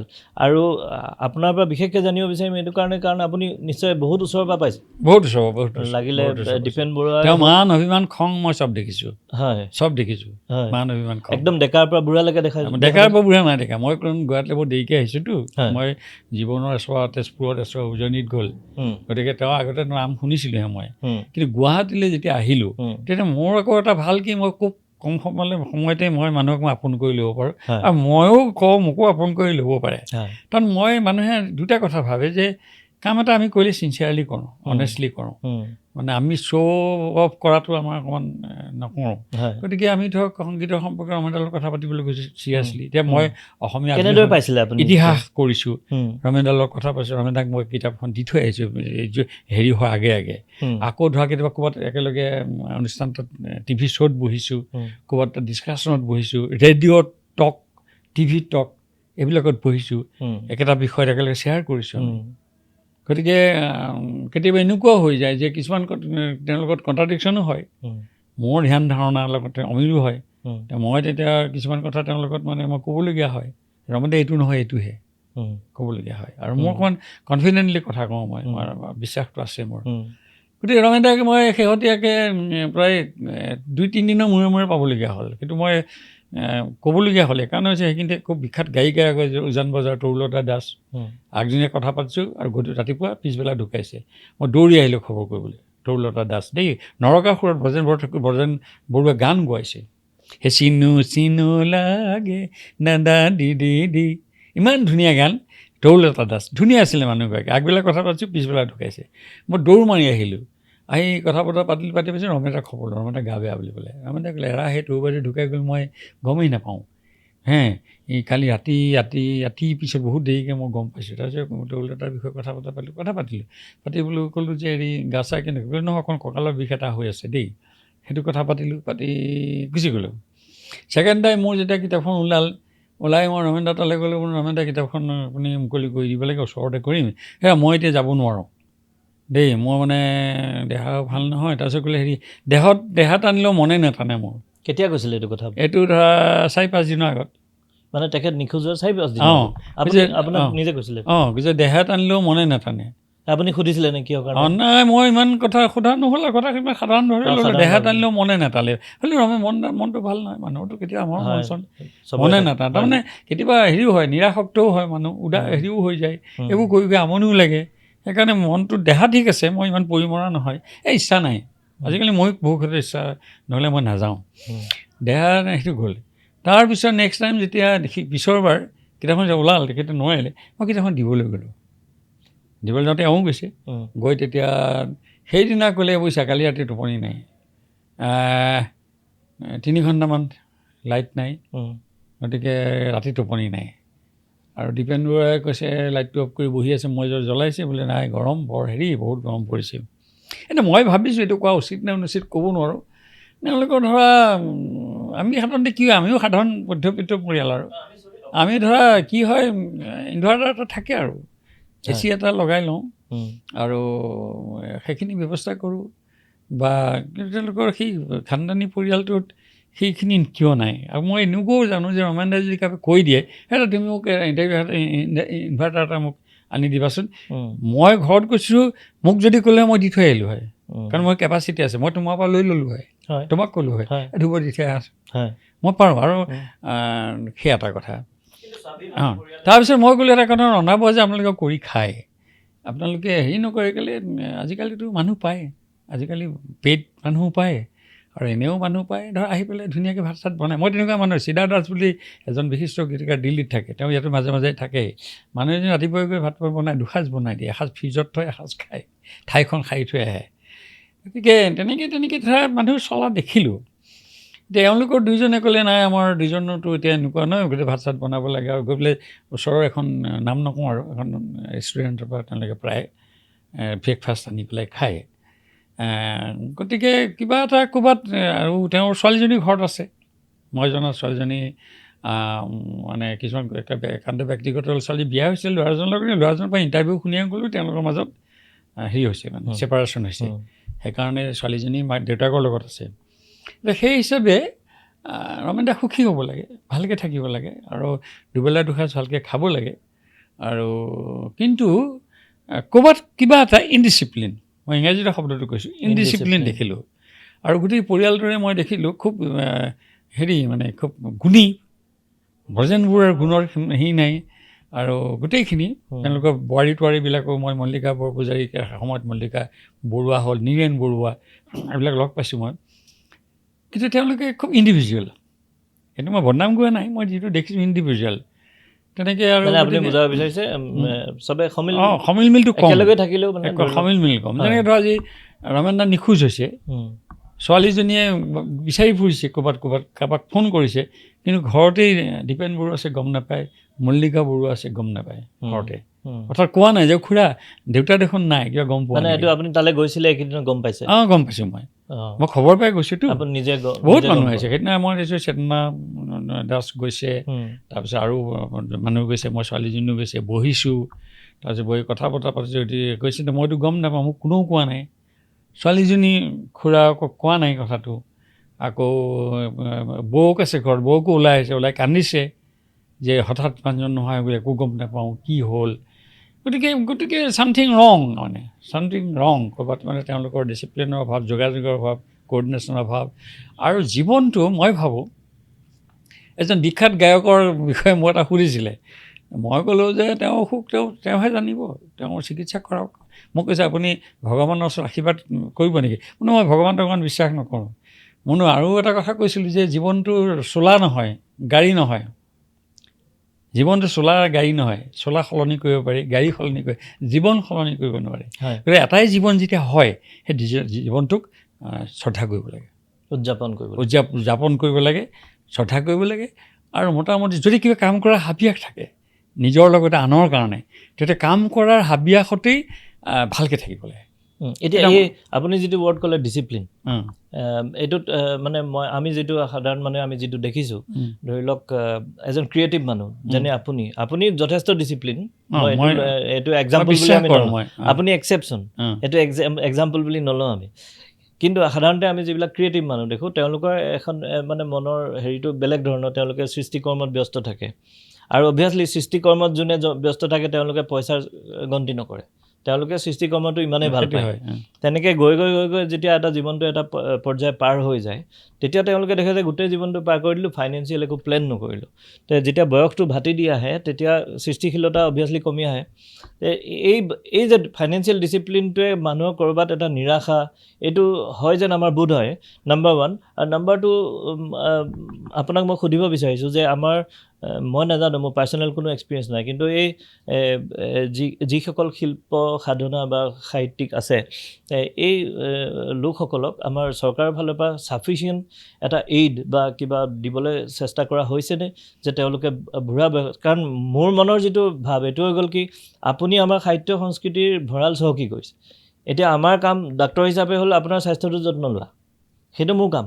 কিন্তু চৰকাৰৰ ফালৰ পৰা তেনেকৈ কিবা যত্ন লয়নে যে এই মানুহজনে ইমান শূন্য মহাশূন্য হয় ময়ে দুবাৰমান মানে শিল্পী পেঞ্চনৰ কাৰণে ক'লে এতিয়া ক'লে আপুনিতো চাকৰি কৰে পেঞ্চন এটা পাইছে গতিকে সেইটো পেঞ্চন সেইটো আলু পিঁয়াজ খাবলৈ মোৰ ঘৰখন মেইনটেইন কৰে ল'ৰা ছোৱালী মেইনটেইন কৰে এই আধুনিক সংগীতৰ ইতিহাস সেইখিনি পইচাই মই খামেই নে নাই এটা আজিকালি মই যিসময়ত কাম আৰম্ভ কৰিছোঁ আধুনিক সংগীতৰ ইতিহাসখন মই অকল এখন কিতাপ 24খন কিতাপ এখন কৈ আছোঁ যে দেখা যায় তেতিয়া কেমেৰা নাই মানে মোবাইল নাই টেলিফোন নাই তেতিয়া যান বাহনৰ মোৰ সুযোগ নাই ছ'চিয়েল মিডিয়া নাই এজন আৰ্টিষ্টৰ বিষয়ে জানিবৰ কাৰণে তুমি তেওঁৰ ঘৰলৈ যাব লাগিব নহ'লে তেওঁৰ ৰিলেটিভছৰ পৰা গোটাব লাগিব এতিয়া মই কৈছোঁ দুটা কথা আৰু বয়সৰ লগে লগে গাড়ীখন চলাব নোৱাৰি মই গাড়ী চলাওঁ স্কুটাৰো চলাওঁ এইবিলাকত মই খুব ইণ্ডিপেণ্ডেণ্ট কিন্তু মই লাহে লাহে চকুৰ মোৰ ইমান বেয়া যে চকুৰে মই নেদেখোঁ চকুৰটো শূন্য মোৰ গতিকে মই গাড়ীখন চলাব নোৱাৰোঁ গাড়ী চলিলে মোৰ জীৱনটো নিৰাপত্তাৰ হয় না তাত ভোগোঁ দ্বিতীয়তে মই লেখা মেলা কৰিব নোৱাৰা হাত কঁপে গতিকে মই কম্পিউটাৰ লিখিবলৈ গ'লে কম্পিউটাৰটো মই ভালকৈ নেদেখোঁ তেতিয়া মই কৈছিলোঁ যে মোক পেঞ্চনটো দিলে একো নকৰোঁ মোক খাবলৈ নালাগে মই ড্ৰাইভাৰ এটাক 4,000 টকা দিম 4,000 টকা DTP অপাৰেটৰ এজন ল'ম মই সেই কামখিনি কৰিম মোক নিদিলে এইটো কোনোবা এজন মন্ত্ৰীৰ নাম নকওঁ তেওঁ ক'লে দুটা নাপায় বুলি ক'লে মুখৰ কথাত চলি নাই কিন্তু আকৌ সেই একেখন পৃথিৱী মই 50জন মানুহৰ তালিকা দিম দুইটা পাই আছে ক'লে কি MLA পৰা লিখাই আনিব লাগে পাৰ্থক্য দ্বিতীয় কথাটো হ'ল 50,000 টকা এটা কোনোবা বিচাৰিলে দিয়ে কাৰোবাক মন গ'লে দি দিছে আৰু কোনো পৰিকল্পনা নাই আৰু এইবোৰ ভাবিবলৈ সময় নাই আৰু কেতিয়া খুব বেছি মৃত্যুৰ পিছত তেওঁলোকে এটা ৰাজকীয় হেৰি জনায় আৰু খুব বেছি হস্পিটেলৰ চিট এটা দিয়ে বা কেতিয়াবা হয়তো 50,000 টকা এটা দিয়ে তাৰপিছতে কি হ'ল মই পইচাকণ পাম বুলিয়ে মই কৰিছিলোঁ এইটো কোনো মানে ভিক্ষা নহয় আৰু পইচা কাৰণটো মই পেপাৰতো লিখিছিলোঁ মই আমাৰ অসম কাকতত মই লিখিছিলোঁ মই কি কাৰণে মোক লাগে তেতিয়া কি হ'ল নাপালোঁ তাৰপিছতে দেখিলোঁ যে ক'ৰবাত ডিছক্ৰিমিনেশ্যন আছে আৰু এটিটিউডটো ভাল নাপালোঁ মই কাৰোবাৰবিলাক বহুতে ক'লে নালাগে দিয়ক এইটো কৰা আপোনাৰ সন্মানৰ কথা মোক বহুতে সন্মানৰ কথা বুলি ক'লে মই বাদ দিলোঁ কিন্তু মোৰ লাভ এটা হ'ল আজি কৈছোঁ মই এইবিলাক তোমালোকে ৰেকৰ্ড কৰিব পাৰা নকৰিব পাৰা মই যে চকুৰ অৱস্থা খুব বেয়া মই যে কণ্টেক্ট লেন্স লৈ কোনোমতে দেখোঁ এই কথাটো মই এখন আমাৰ অসমৰ কাকতত লিখি দিলোঁ মই লিখাৰ পিছত যোৰহাটৰ এগৰাকী চাইণ্টিষ্ট নামটো কৈছে ডক্টৰ নলিন বৰঠাকুৰ তেখেতৰ লগত মোৰ লেখাৰ মাজেদি পৰিচয় আমি দুইজনৰ মানে লেখা মেলা খুব মানে পঢ়া শুনা কৰোঁ মানে কথা বতৰা পাতোঁ তেতিয়া মই গোঁসাই বুলি মানে গোঁসাই আপোনাৰ চকুৰ কি প্ৰব্লেম মই চকুৰে নেদেখোঁ দুটা কণ্টেক্ট লেন্স লৈ চলিব লাগে তথাপিও প্ৰব্লেম কণ্টেক্ট লেন্সৰ মই 83 লৈছিলোঁ তাৰপিছত হাৰ্ড তাৰপিছত ছফ্ট তাৰপিছত আৰু ডেলিকেট কিবা কিবি আহিছে তেতিয়া ক'লে এটা কাম কৰে আপুনি চকু অপাৰেশ্যন কৰাই দিয়ক তেতিয়া ক'লে মই ডাক্তৰ দিম আপোনাক দেই এনেকুৱা মানে মানে চিন্তক থাকে তেওঁ এজন ডক্তৰ দিলে ডাক্তৰৰ নাম মই কৈ দিছোঁ তেওঁ হ'ল বিৰাজ মোহন গোস্বামী ডক্টৰ বিৰাজ গোস্বামী এদিন আৰু বিৰাজ গোস্বামী আচলতে পঠিয়াই দিলে বিৰাজ গোস্বামীয়ে ক'লে দাদা মই আপোনাক চিনি পাওঁ নহয় ময়ো গান চান ভাল পাওঁ মই ভূপেন হাজৰিকাৰ লগত ভায়লিন বজাইছিলে এতিয়া কৈছে যে আপোনাৰ কি হ'ল প্ৰব্লেমটো মই দাদা বুলি মাতে মোক দেই মই মানে মোৰ চকুৰ আৰু এনেকুৱা লেন্স খোলকচোন লেন্স তেতিয়া আকৌ লেন্সৰো বহুত সমস্যা মানে এই ধূলি চুলি সোমাই চকু পানী ওলাই ৰাতি খুলি থ'ব লাগে train journey bus journey plane জাৰ্ণিত প্ৰব্লেম হয় জীৱনটো বহুত ষ্ট্ৰাগল দেই তেনেকুৱাত চলি আছে স্কুটাৰ চলাব নোৱাৰোঁ ধূলি সোমাই হেলমেট পিন্ধিব নোৱাৰোঁ এনেকৈ এইখিনি কাম কৰি আছোঁ মই হাৰি যোৱা নাই আজিও হাৰা নাই তাৰপিছত তেওঁ ক'লে চকুৰ অপাৰেশ্যন কৰিলে অপাৰেশ্যন কৰি পেলাই দুখন কিবা কিবি এইবিলাক আৰু তুমি ডাক্তৰ মানুহ জানিবা ভাল লেন্স আনি লগাই মেলি দিলে এতিয়া মই লেন্স দুখন দি চকুত মই ইনবিল্ট বুলি কয় নেকি ভিতৰত লেন্স লগোৱা আছে লেন্স দুখন আছে তেওঁ তেতিয়া এটা কথা কৈছিলে সেই যে নলিন বৰঠাকুৰে মোৰ শিল্পী পেঞ্চন নোপোৱাৰ কাৰণে লিখা চিঠিখনৰ এই পৰামৰ্শ দিলে বিৰাজ মোহন গোস্বামীয়ে ক'লে আপোনাৰ এতিয়া এটা সুবিধা হ'ব যে এতিয়া আপুনি এয়াৰপৰ্ট তাৰপিছত এতিয়া আপুনি ফাৰ্মাচী ৰেলৱে ষ্টেচনত আপুনি মানে হেৰি গ্লাছ নলোৱাকৈ ৰিডিং গ্লাছ নলোৱাকৈ আপুনি পঢ়া শুনা কৰিব পাৰিব সেই এটা হৈছিলে মোৰ চীনত যাওঁতে বেইজিঙত হঠাৎ মানে তেওঁলোকৰ কি হয় এখন হেৰিখন ফিল আপ কৰিব লাগে মানে মই কৰা নাছিলোঁ নাজানিছিলোঁ মোৰ সেইবোৰো ঢেৰ কাহিনী বেইজিং ওলালগৈ মই গৈ দুইটা গৈ পেলাই তাত মানে এতিয়া ইমিগ্ৰেশ্যন ফিল আপ কৰিব লাগে কাউণ্টাৰত মোক ঘূৰাই পঠালে এজনে দিলে হাতে ফিল আপ কৰি সৰু সৰু আখৰ তেতিয়া মই যেতিয়া ফিল আপ কৰিছোঁ এওঁ কৈছে কি তোমাৰ চশমা পেন তেতিয়া নহয় মই খোলা লিখাৰ লগে লগে মানে 2 মিনিট মই 2খন ফিল আপ কৰিছোঁ। তেতিয়া এওঁ ক'লোঁ হেৰি বিৰাজ গোস্বামীয়ে কৈছে তোমাৰ এই মানে এয়াৰপৰ্ট ৰেলৱে ষ্টেচনৰ অসুবিধা নহয়। চাবা দেই কিছুমান ঘটনা থাকে, আশীৰ্বাদো থাকে, সংযোগ। গতিকে তাৰপিছতে এইবিলাক শিল্পী পেঞ্চনৰ কথাটো আহিলতো আৰু MLA পৰা লিখা নিব লাগে। মোৰনো অসমত কোনজন MLA আছে? মই ক'ব খোজা কথাটো এইটো নহয়, মই কি আপোনাক ক'ব খুজিছিলোঁ যে চৰকাৰী সাহায্য এইবিলাক এইটো কাৰণে ক'ব বিচাৰিছোঁ যে ক'ৰবাত নহয় ক'ৰবাত এই নিৰাশাবিলাক যেতিয়া বয়সলৈ আহে, ইমান ডাঙৰ এটা পৰিয়াল যি আমাৰ সংস্কৃতিক চহকী কৰিছে, ইভেন আপুনিও বা আৰু যিসকল আছে তেওঁলোকে গোটেই আমাৰ অসমীয়া বুলি কি চিনাকি আছে? আমাৰ সাহিত্য সংস্কৃতিখিনিয়ে। বাকী মই আজি ডাক্তৰ হৈছোঁ, কোনোবা ইঞ্জিনিয়াৰ হৈছে, ডেট ইজ সেইটো নিজৰ কাৰণে গতানুগতিক স্বাভাৱিক। তো আমাৰ আচল চিনাকি বিশ্বৰ আগত দাঙি ধৰা মানুহ এইখিনিয়ে। তো কিন্তু যদি ইমান এটা বিশিষ্ট পৰিয়ালৰ যদি লাষ্টত এনেকুৱা অৱস্থা হয়, আৰু ক'ৰবাত নহয় ক'ৰবাত ইয়াত ফাইনেন্সিয়েল ছাইডবোৰ জড়িত আছে, থাকিবই লাগিব, নহ'লে নিৰাশাৰ এটা প্ৰধান কাৰণ ফাইনেন্সিয়েল ছাইডটো। এতিয়া যদি এনেকুৱা হ'বলৈ হয় তেতিয়াহ'লেতো আগৰ ভৱিষ্যত প্ৰজন্মই কেতিয়াও এইবোৰ আমাৰ সাহিত্য সংস্কৃতি মানে চহকী কৰিবলৈ আমি আৰু এতিয়া হেমাংগ বিশ্বাস মঘাই ওজা পেটত পানী গামোচা মাৰি আমি এতিয়া সংস্কৃতি কৰিব নোৱাৰে। মঘাই ওজাৰ জীৱনটো বহুত হেৰি। তেতিয়াহ'লে আমাৰ অসমীয়া বুলি এইটো আনন্দৰাম দাসে বাৰাণ্ডাত পৰি আছিলে, যেতিয়া ঔষধ কিনিবলৈ পইচা দিছিলে চৰকাৰৰ ঘৰৰ পৰা, তেতিয়া ল'ৰাটোক ক'লে ঔষধ কিনিব নালাগে। আনন্দৰাম দাসৰ ল'ৰাটোক ক'লে একেটা চাউল কিনিবি, কাৰণ মইতো মৰিমেই, গতিকে পইচা এইবোৰ ঔষধ কিনি পেলাই মোক বচোৱাতকৈ মৰা মানুহ মৰিবলৈ দে, জীয়া মানুহখিনি জীয়াই থাক। আনন্দৰাম দাস বনগীতৰ সম্ৰাট দেই। তাৰপিছতে মঘাই ওজা, যাৰ ঢোলৰ গৰ্জন অসমীয়া মানুহৰ বুকুৰ স্পন্দন, যি মঘাই ওজা আজিও মানে ঢোলৰ ওজা বুলি ক'লে মঘাই ওজা। ঢোল বুলি এতিয়া ঢোল বজোৱা ঢেৰ মানে, তেওঁলোকৰ গৰ্জন নাই, তেওঁলোকৰ মানে কিবা নাচন বাগন আছে। গতিকে মঘাই ওজা, কিন্তু মঘাই ওজাৰ আছিলে। কিন্তু ঘটনা হ'ল কি, আমাৰ এনেকুৱা হয় মানুহ দেউ নিৰাশ হৈ যাব, খেলি থকালৈকে ঠিকে থাকে, একদম হাত চাপৰি বজাই থাকে, আৰু তাৰপিছত যেই খেলা কিবা কাৰণে খেলিব নোৱাৰা হৈ যায়, তাৰপিছত সেই পাণ তামোলৰ দোকান দিয়ে, কমলা বেপাৰী কৰে, গৈ পেলাই ক'ৰবাত গৈ কুকুৰা মুৰ্গী পোহে। সেইটো অৱস্থা হৈ আছে। সেইটো কাৰণে মই তাকে ক'ব বিচাৰোঁ যে there is no' system, no' process, যে যদি শিল্পী সাহিত্য কৰা তোমালোকক আমি আৰু বেছি সেইটো হ'ব লাগিছিল। এতিয়া ৰমেন দাদা এটা কথা কৈছে, মই আনকি কলকাতাৰ কথাই কৈ আছোঁ দেই, টিভি শ্ব'বিলাক চাওঁতো। এতিয়া এইকেইদিন ৰমেন দা এইটো সময়ত মোক খুব মাতি আছে মানুহে, মানে মই নাযাওঁ, বিপদত পৰিলে তোমালোকে বিচাৰা। আচলতে ৰমেন দা যেতিয়া আজি চিনেমা নাই বহুত দিন ধৰি, ৰমেন দাৰ ওচৰত মানুহ তেনেকৈ যোৱা মেলা নাই। মই দেখিছোঁ বহু শিল্পীয়ে কয় যে এটা সময়ত যেতিয়া মোৰ জীৱন যৌৱন আছিল, কাম কৰি আছিলোঁ, ঘৰত আহি পেলাই লাইন লাগি থাকেহি, গান লিখিব লাগে, সুৰ কৰিব লাগে, শিকাই দিব লাগে, চব কৰিব লাগে। মই কি কৈ আছিলোঁ যে যিসকল লোকে আমাৰ সাহিত্য সংস্কৃতি চহকী কৰিছে, ঐতিহ্য ক'ব গ'লে ঐতিহ্য ভঁৰাল চহকী কৰিছে, বিশ্বৰ আগত আমি অসমীয়া বুলি চিনাকি দিব পাৰিছোঁ, আমাৰ গান, নাচ, মাত, সাহিত্য এইখিনিক লৈতো। তো এই মানুহখিনি এই যিটো মানে উদগনি, সেইটো ক'ৰ পৰা আহিব যে মই যদি শিল্প সাহিত্যত কাম কৰোঁ, মই সমাজৰ একদম টপ লেভেলত থাকিম, কাহানিও মোৰ অভাৱ অনাটন নহ'ব। সেইটো কৰিলেহে মানুহ আগুৱাই আহিব, নহ'লে দেখোন পাছৰ প্ৰজন্মই গৈ পেলাই কোনেও শিল্প সাধনা সংস্কৃতি নকৰিবই। এতিয়া লাহে লাহে তেনেকুৱা আৰম্ভ কৰিছেই। যেনেকৈ এতিয়া কয় যে আমি আৰু বিষ্ণুৰাভা ফণী শৰ্মা বা মঘাই ওজাৰ যে পেটত পানী গামোচা আমি সংস্কৃতি নকৰোঁ কৈছে, কিন্তু কৈ পেলাই তেওঁলোকে আকৌ যিটো সংস্কৃতি কৰিছে, সেইটো কৈ পেলাই যিটো সংস্কৃতি আকৌ কৰিবলৈ গৈ আছে, সেইটোৱে কিন্তু জাতিক নতৰায়। চাবা ডিফাৰেঞ্চটো। আমি এটা চাকৰি কৰিছিলোঁ, এইকাৰণে চাকৰি কৰিছিলোঁ যাতে এইটো বীৰেন দত্ত ছাৰে কৈছিলে যে আমি চাকৰি কৰিছোঁ, সংস্কৃতি কৰিছোঁ, কিন্তু আমি বহু ক্ষেত্ৰত আপোচ কৰিবলগীয়া হোৱা নাই।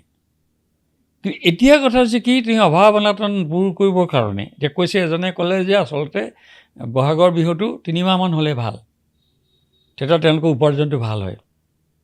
তাৰমানে জাতীয় উৎসৱ এটা কাৰোবাৰ উপাৰ্জনৰ কাৰণে হ'ব, দৃষ্টিভংগী চিন্তা ক'লৈ গুচি গ'লে। আমাৰ জাতীয় উৎসৱটো আহিলে আমাৰ গাত 7খন 8খন লাগে, অসমীয়া জাতি জীয়াই আছোঁ, ঢোলে গগনাই চব ফালৰ পৰা আমি যাতে গৌৰৱ কৰোঁ। গতিকে আমি গীতে মাতে নতুন গীত লিখিম, নতুন গান গাম, যে বহাগ আহিলে ভূপেন্দ্ৰৰ নতুন গান ওলায়। এতিয়া কথা হ'ল যে বিহু আহিছে, আমি কিমান পইচা উপাৰ্জন কৰিম। হ'ল তাৰ পৰিণতিটো হ'ল কি, আগৰ অভাৱ আছিল, জাতিৰ যিটো দায়িত্ববোধটো পূৰণ হৈছিলে, মঘাই ওজাই পূৰণ কৰিছিলে। অভাৱ হৈছিলে। ৰমেন দাৰ এটা মই কওঁ, আজি ৰমেন দাৰ কথা ওলাইছে, মই কওঁ মোৰ জীৱনৰ ব্যক্তিগত জীৱনৰ পৰা। সিদিনা যেতিয়া মই ৰমেন দাৰ তালৈ গ'লোঁ মোৰ শ্ৰীমতীৰ সৈতে, ৰমেন দাই ক'লে তোমাৰ ছোৱালীয়ে গান গাই আছে। হয়, গান গাই আছে, তাইৰ ভইচটো ভাল। ৰমেন দা নিজে কৈছে। তেতিয়া মই ক'লোঁ, ৰমেন দা আমাৰ দুৰ্ভাগ্য, আজিৰ পৰা হয়তো 30 বছৰ আগত হোৱালে ৰমেন দা আপুনিতো ক'লেহেঁতেন তোমাৰ ছোৱালীজনী লৈ আহিবাচোন, অকণমান ভইচটো চাম। কাৰণ তেনেকেই কটন কলেজত কম্পিটিশ্যন জাজ কৰিবলৈ গৈ নমিতা ভট্টাচাৰ্যীৰ গান শুনিলে, অনিমা চৌধুৰীৰ গান শুনিলে, কোকিলা গোস্বামীৰ ক'ৰবাত গান শুনিলে, ৰুণজুণ ফুকনৰ গান শুনিলে, পাহাৰীৰ গান শুনিলে, শুনি দেখিছে তাৰ আগলৈকে কিন্তু সন্ধ্যা মুখাৰ্জী বা আমাৰ এইটো কি কয় হেমন্তী শুক্লা বা আপোনাৰ আৰতী মুখাৰ্জী বা লতা মংগেশকাৰ, উষা মংগেশকাৰ বা এই ধৰণৰ শিল্পীসকল মই মানে সন্মান সহকাৰে কৈছোঁ দেই, তেখেতসকলক লৈ আহি আমাৰ গীত মাত বা এটা সময় আছিলে যে বলিউডৰ শিল্পী নহ'লে আমাৰ নচলে। কিন্তু ৰমেন দাইটো এটা ডাঙৰ চেলেঞ্জ কৰিলে যে বলিউডৰ লাগিব সন্মান। কিন্তু নমিতা ভট্টহঁতৰ গান গোৱালে, পাহাৰীহঁতৰ গান গোৱালে, অনিমা চৌধুৰীৰ গান গোৱালে, তাৰপিছতে কোকিলা গোস্বামীহঁতৰ গান গোৱালে। আৰু আটাইতকৈ ডাঙৰ কাম কৰিলে ডক্টৰ বেজবৰুৱাত বাহিৰৰ আৰ্টিষ্ট আনিলে, নিয়মমতে বোম্বে টুম্বেৰ পৰা ক'ৰ পৰা কাৰোবাৰ পৰা সেই ভইচৰ গান আনিব পাৰিলেহেঁতেন। কিন্তু দীপেনে তেতিয়ালৈ ক্ৰিকেটত আছিলে, দীপেনে গান গাই কিন্তু দীপেন আছিলে ক্ৰিকেট প্লেয়াৰ। আচ্ছা, বোধকৰো ষ্টেট মই ইমান নাজানো, কিন্তু ষ্টেট নে তেনেকুৱা প্লেয়াৰে আছিলে। কিন্তু দীপেন বৰুৱাৰ ভায়েকৰ গানকেইটা গোৱালে। কেতিয়াবা কোনোবাই ভাবিব যে পৰিয়ালৰ মানুহৰ কাৰণে দিলে সুবিধাটো, সংকীৰ্ণ মানুহ তেনেকৈ ভাবিব, কিন্তু পৰিয়ালৰ মাজত সেই যে টেলেণ্ট আছিলে আৱিষ্কাৰ কৰিলে। দীপেন বৰুৱাই যে গানত ধৰিলে, সেই দিন ধৰি গান গাই আছে, খাই আছে, হেৰিও হৈ আছে। কিন্তু মই তোমাৰ লগত সংগতি এটা কথা কওঁ যে এটা সৃষ্টিশীল আৰু প্ৰেৰণাদায়ক পৰিৱেশ এটা এনভাইৰনমেণ্ট এটা লাগে।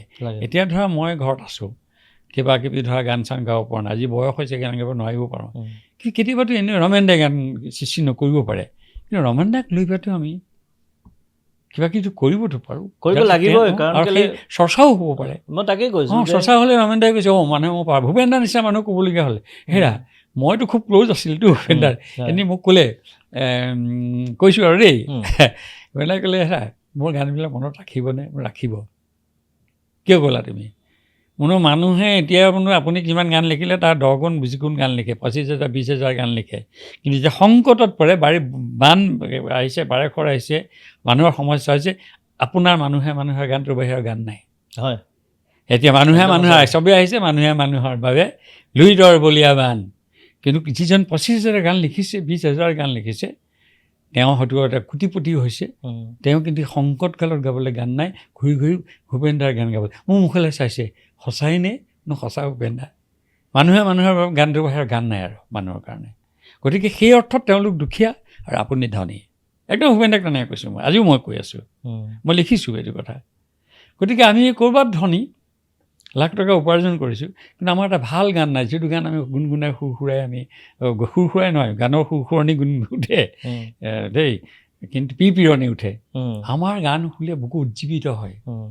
কোনোবাই গান শুনিলে বীৰেন দত্ত ছাৰৰ যিটো জিলিৰ মাতে গভীৰ কৰে নিৰ্জনতা, ৰুদ্ৰ বৰুৱা হেৰা জেতুকী বাই, সেই জেতুকী বাই তাই সদায় আনৰ বিয়ানাম গাই নিজৰ ল'ৰাটোৰ বা ছোৱালীজনী বিয়া পাতিবলৈ আহেনে নাই, পাতিব বিয়া পাতে, কিন্তু বেলেগৰ বিয়া পাতিলেই তাই মানে খদম নাম লাগে। জেতুকী বাই পানীৰ পোনাৰ গান, যে খাবলৈ নাপায় কেঁচুৱাটো ঢুকাইছে, কেঁচুৱাটোলৈ শপত খাইছে যে তই আকৌ আহিবি, আহিলে ধান দিম, তোক পঢ়ুৱাম, চিলত দিম, পেঞ্চিল দিম, তই আৰু ভোকত মৰিব নালাগে। আজিকালি মই কৈছিলোঁ ঢোল বজাব ঢেৰ ওলাব, 26খন ৰাষ্ট্ৰত ঢোল বজোৱা মানুহ ওলাব, মঘাই ওজা নোলাব। কাৰণ মঘাই ওজাৰ গানত যিটো আবেদন আছিল, মানুহৰ বিবেক জাগ্ৰত কৰাৰ, আজিকালি ঢোল সেইটো নাই। বজাইছে টেকনিকেলি পাৰফেক্ট, বহুত ভাল বজাইছে, মঘাই ওজাতকৈ ভাল, কিন্তু মানুহক জগাব নোৱাৰে। আৰু যদি জগাবই নোৱাৰে তেতিয়াহ'লে কিয় ঢোল? মোক যে মঘাই ওজা বঁটা দিছিলে, সেইটা বহুত ধুলীয়া আহিছিলে। মই এটাই ক'লোঁ যে মানুহৰ হৃদয় জগাব নোৱাৰে, স্পন্দন জগাব নোৱাৰে, কেৱল মানুহক নচুৱাবৰ কাৰণে ঢোল নহয়। চবেই বৰ লাগে মোলৈ চাই আছে। মঘাই ওজাই মানুহৰ হৃদয়ৰ স্পন্দন জগাবৰ কাৰণে ঢোল বজাইছিল, নচুৱাবৰ কাৰণে নহয়। সিদিনা আমাৰ ইয়াতে হেৰি আহিছিলে পৰাণ বৰকটকী, বিখ্যাত মিউজিক ডিৰেক্টৰ জজ, তেতিয়াও আমি এনেকুৱা কথাই ডিছকাছ কৰিছিলোঁ। আৰু তেতিয়া এইটো বস্তু আমি ফিল কৰিছোঁ যে যিখিনি আমি কথা ক'লোঁ শিল্প সাধনাত জড়িত সকলো ব্যক্তিলৈ এটা মানে তেওঁলোক অলপ সচেতন হোৱা উচিত যে এক নম্বৰ ফাইনেন্সিয়েল ডিচিপ্লিন, কাৰণ আপোনাৰ প্ৰডাক্টিভ ইয়াৰকেইটাত আপুনি সেইখিনি যদি কৰি নলয় পিছত দিগদাৰী হ'ব পাৰে। আৰু 2 নম্বৰ কথা, চৰকাৰৰ প্ৰতি আমাৰ এটা অনুৰোধ থাকিব যে যিখিনি মানুহে আমাৰ শিল্প সংস্কৃতি চহকী কৰিছে তেখেতলোকৰ কাৰণে এটা বিশেষ কিবা এটা ব্যৱস্থা প্ৰচেছ বনোৱা উচিত, যাতে আৰু মানুহ আৰু উৎসাহিত হয় যে আমি আৰু শিল্প সাধনা কৰিম নেক্সট জেনেৰেশ্যন। কিন্তু এইখিনিতে আমি পৰা নাহোঁতে এইটো কথাও কৈছিলোঁ যে আমাৰ ফালৰ পৰা আমি কিছু এক্সটেণ্ড কৰিছোঁ। আজি আপুনি অহাৰ কাৰণে এইটো সুযোগতে এইটো কথা আকৌ কওঁ আপোনাৰ থ্ৰুৱেদি গোটেই অসমক, যে শিল্প সাধনাত জড়িত ব্যক্তিসকলে যদি হেল্থ কেয়াৰ কাৰণে কিবা যদি আমাৰ পৰা হেল্প কৰিবলগীয়া মানে এনেকুৱা মুহূৰ্ত আহি পৰে, আমি সদায় ৰেডি আছোঁ যাতে একদম কম খৰচত যিমানখিনি নহ'লে আমাৰ নহয় সিমানখিনিত যাতে তেওঁলোকক আমি গোটেইখিনি ছাৰ্ভিচ দি দিব পাৰোঁ। নাই, এইটোতো খুবেই দৰকাৰ। মই ইতিমধ্যে ধৰা তুমি মোৰ খুবেই পৰিচিত, ঘৰুৱা মোৰ ল'ৰাৰ বয়সৰ হেৰি, তুমিও সহায় কৰিছাও। তুমি কৈছিলা যে আপুনি আমাক ছাৰ্ভিচ দিছে, আমি আপোনাক ছাৰ্ভিচ দিম। এইটো তোমাৰ বাক্যটো মনত আছে। মই কাৰোবাক কওঁ যে ডক্টৰ ধ্ৰুৱজ্যোতি গগৈয়ে কৈছে যে আপুনি আমাক ছাৰ্ভিচ দিছে, আমি আপোনাক ছাৰ্ভিচ দিম। কিন্তু সেইবুলি আৰু মই তোমাৰ পৰা দয়া অনুকম্পাও নিবিচাৰোঁ, আজি মই কৈ দিছোঁ। কিন্তু আমাক এটা ছাৰ্ভিচ লাগে, আমাক এটা প্ৰেৰণা লাগে যে অন্ততঃ মোৰ বিপদৰ সময়ত ধ্ৰুৱজ্যোতিৰ ওচৰলৈ গ'লে মোক চাব, দিহা পৰামৰ্শ দিব, ভাল চিকিৎসা দিব, যাতে মানে কিবা আৰ্থিক দৈন্যতাৰ কাৰণে চিকিৎসা নহ'ব, এইটো হ'ব আমাৰ পৰা যিমান পাৰোঁ আমি এক্সটেণ্ড কৰিম। কিন্তু এইখিনি মই এটা কথা কওঁ, এইটোতো মোৰ আছেই সমৰ্থন, আৰু মই বিচাৰোঁ যাতে আৰু এটা কথা হয় দেই, সৃষ্টিশীল কাম কৰিবৰ কাৰণে এটা সৃষ্টিশীল পৰিৱেশ লাগে।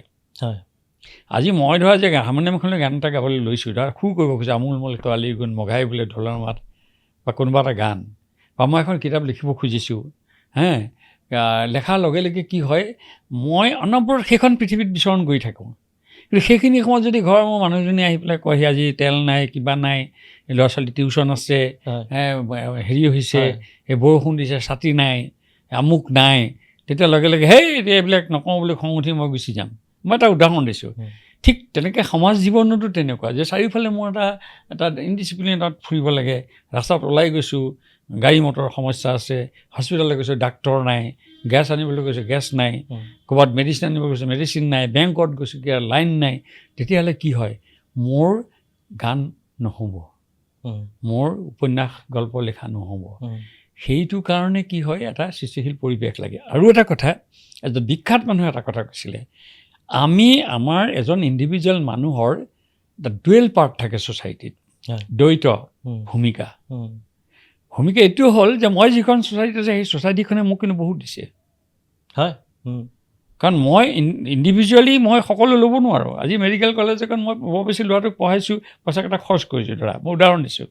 কিন্তু মেডিকেল কলেজখনত টিকি থাকিবৰ কাৰণে যিটো বিভিন্ন ধৰণৰ কৰ কাটলৰ পইচা আহিছে, সেইটো কিন্তু অকল বাপেকৰ পইচাৰে নহয়। কিন্তু তেনেকুৱা কৈছে, যিহেতু মোৰ ছ'চাইটিয়ে মোক দিছে, গতিকে ইট ইজ মাই মানে মোৰ প্ৰথম ডিউটি ছ'চাইটিক মই কিবা দিব লাগিব।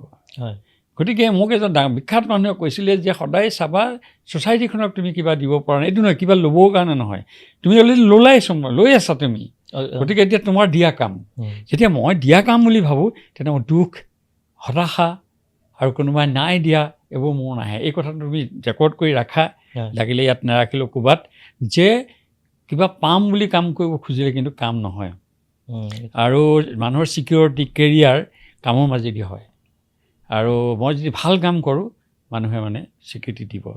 আৰু এটা কথা হয়, মোৰ জীৱনত মই এটা কথা কওঁ, এইটো তুমি ৰেকৰ্ড কৰি ৰাখা বাৰু। মই জীৱনত ভাবোঁ যে পইচাৰ কাৰণে যদি কাম নহয় বা এনেকুৱা হয়, এতিয়া মই এটা কথা কৈছোঁ দেই, আৰু এটা কথা দেই, ভাল কাম কৰিব লাগে।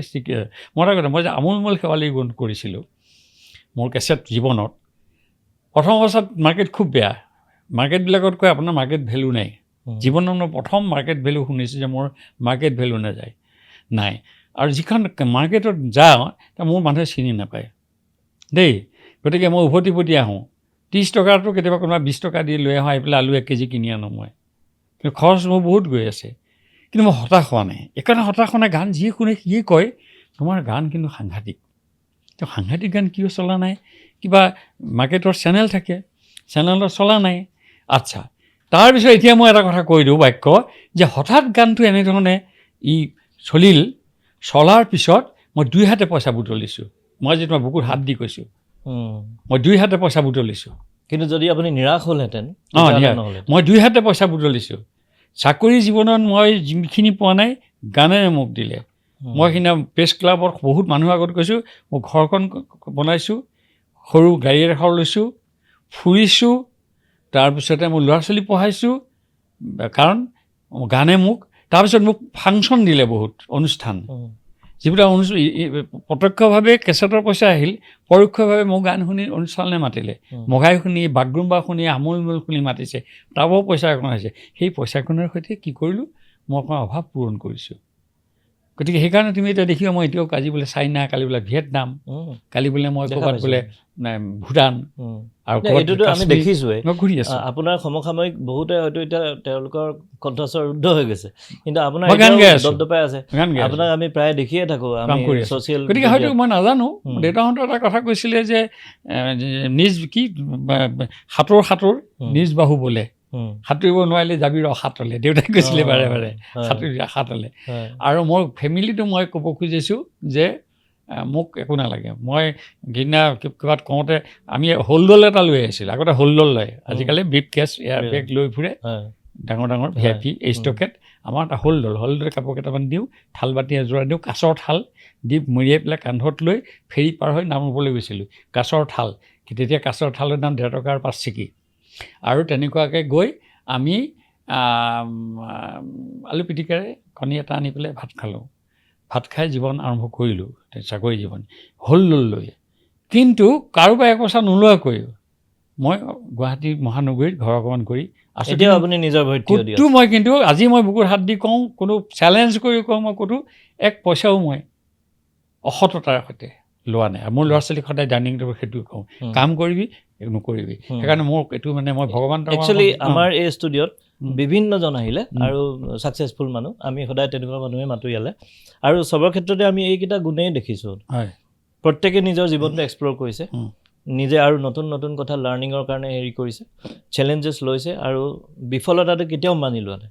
আৰু এতিয়া প্ৰতিজন ব্যক্তিয়ে মানে নিজৰ কেৰিয়াৰ একদম শীৰ্ষত। হাঁহিৰে জীৱন সুন্দৰ কৰা, চকুৰ পানী আনে, মোৰ এটা গান আছে, এইটো লাফিং ক্লাবৰ হেল্থ হেৰিত মানুহবিলাকে তেজপুৰ যায় নহয়, বুঢ়া বয়সত যায় এনেকৈ চাপৰি বজায়, গান গায়, তেতিয়া গান গায়, হাঁহিৰে জীৱন সুন্দৰ কৰা, চকুৰ পানীৰে নহয়, কামেৰে তুমি যুগ জয়ী হোৱা, প্ৰতিশ্ৰুতিৰে নহয়। গীতৰ কথা কাৰ আছিল?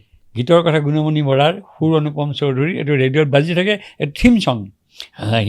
ধুনীয়াকৈ লিখি দিছে, হাঁহিৰে জীৱন সুন্দৰ কৰা, চকুৰ পানীৰে নহয়। ঘাত প্ৰতিঘাত সংঘাত আমাৰ এই জীৱনত আছে, জীৱন যুঁজত জিকাৰ বাবে মাথো, সাহস লাগে, সুখ নালাগে, দুখকে লোৱা, জীৱন কৰা জয়। এই গুণখিনি আমি চবৰ মাজত দেখিছোঁ। এতিয়া আমি আৰু অকণমান আগলৈ ঘূৰি যাম। ধৰি লওক আপুনি, আমি যিখিনি বুজিলোঁ, আপুনি সাংগীতিক জীৱনটো ষ্টাৰ্ট কৰিলে, নামৰূপ পালেগৈ, কিন্তু সেই সময়ত আমাৰ অসমৰ পৰা মিউজিক প্ৰডাকশ্যন বুলি ক'বলৈ মানুহে একদম কলিকতাও গৈছিলে, পালা ৰেকৰ্ড আছিলে, তাৰ পৰা লাহে লাহে কেছেটৰ যুগলৈ আহিলে। কেছেটৰ যুগলৈ অহাটো তেতিয়াও কিন্তু ইমান ইজি নাছিলে, HMV তাত গৈ পেলাই ৰেকৰ্ডিং কৰে, আকৌ কেছেটবোৰ তাত বনি আহে, ইয়াত আকৌ আপোনালোকে বেলেগকৈ মাৰ্কেটিঙৰ কাৰণে কভাৰটো যে বাহিৰত প্ৰিণ্ট কৰি আনিব লাগে, কভাৰো প্ৰিণ্ট নহয়। তাৰপিছত প্ৰডিউচাৰ নাই, কোনে পইচা লগাব, মাৰ্কেটিংটো আৰু সাংঘাতিক বেয়া মাৰ্কেটিং। হয়, এতিয়া পইচা আপুনি কিন্তু সেইটো সময়ত এখন মানে বিশেষ ফাৰ্ম আমাৰ অসমৰ ৰাইজে যদি নাজানে, ৰয় চাইকেল মাৰ্ট, তুমি জানা তাৰমানে কি হয়, সেই সময়ত ৰয় চাইকেল মাৰ্টে প্ৰথম কেছেট কৰিছিলে। ৰয় চাইকেল মাৰ্ট তেওঁলোকৰ দোকানখন ক'ত আছিল দেই। তাৰপিছত আমাৰ বিষ্ণুপ্ৰসাদ ৰাভাৰ লংপ্লেইন ৰেকৰ্ডখন কৰোঁতে সেই 83 আমি এনে এটা সময়ত ল'লোঁ যে আমি ওলাব নোৱাৰা হৈ গ'লোঁ, পইচা পাতিও নাই, বেংক টেংক বন্ধ চাৰিওফালে। তেতিয়া ৰয় চাইকেল মাৰ্টে ক'লে সদ্যহতে ৰেকৰ্ডখন আমি উলিয়াই দিম, খালি কেছেট। তেওঁলোক তিনিচুকীয়া সেই তিনিকুণীয়া পুখুৰীটোৰ ওচৰত এখন চাইকেল মাৰ্ট আছে, চাইকেলৰ দোকান।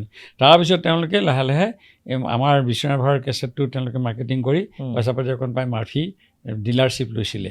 তাৰপিছত লাহে লাহে তেওঁলোকে হেৰি কৰিলে। আছে সুভাষ ৰয়, এতিয়াও মই লগ পাই আহিছোঁ তিনিচুকীয়াত, মোক খুব সন্মান কৰে। আৰু HMVত তেতিয়া পইচা দিবৰ কাৰণে কেছ পইচা লৈ আপোনাৰ এই সুভাষ ৰয় বা ৰয় চাইকেল মাৰ্টৰ লগত আপোনাৰ কানেকশ্যনটো কেনেকৈ হ'ল?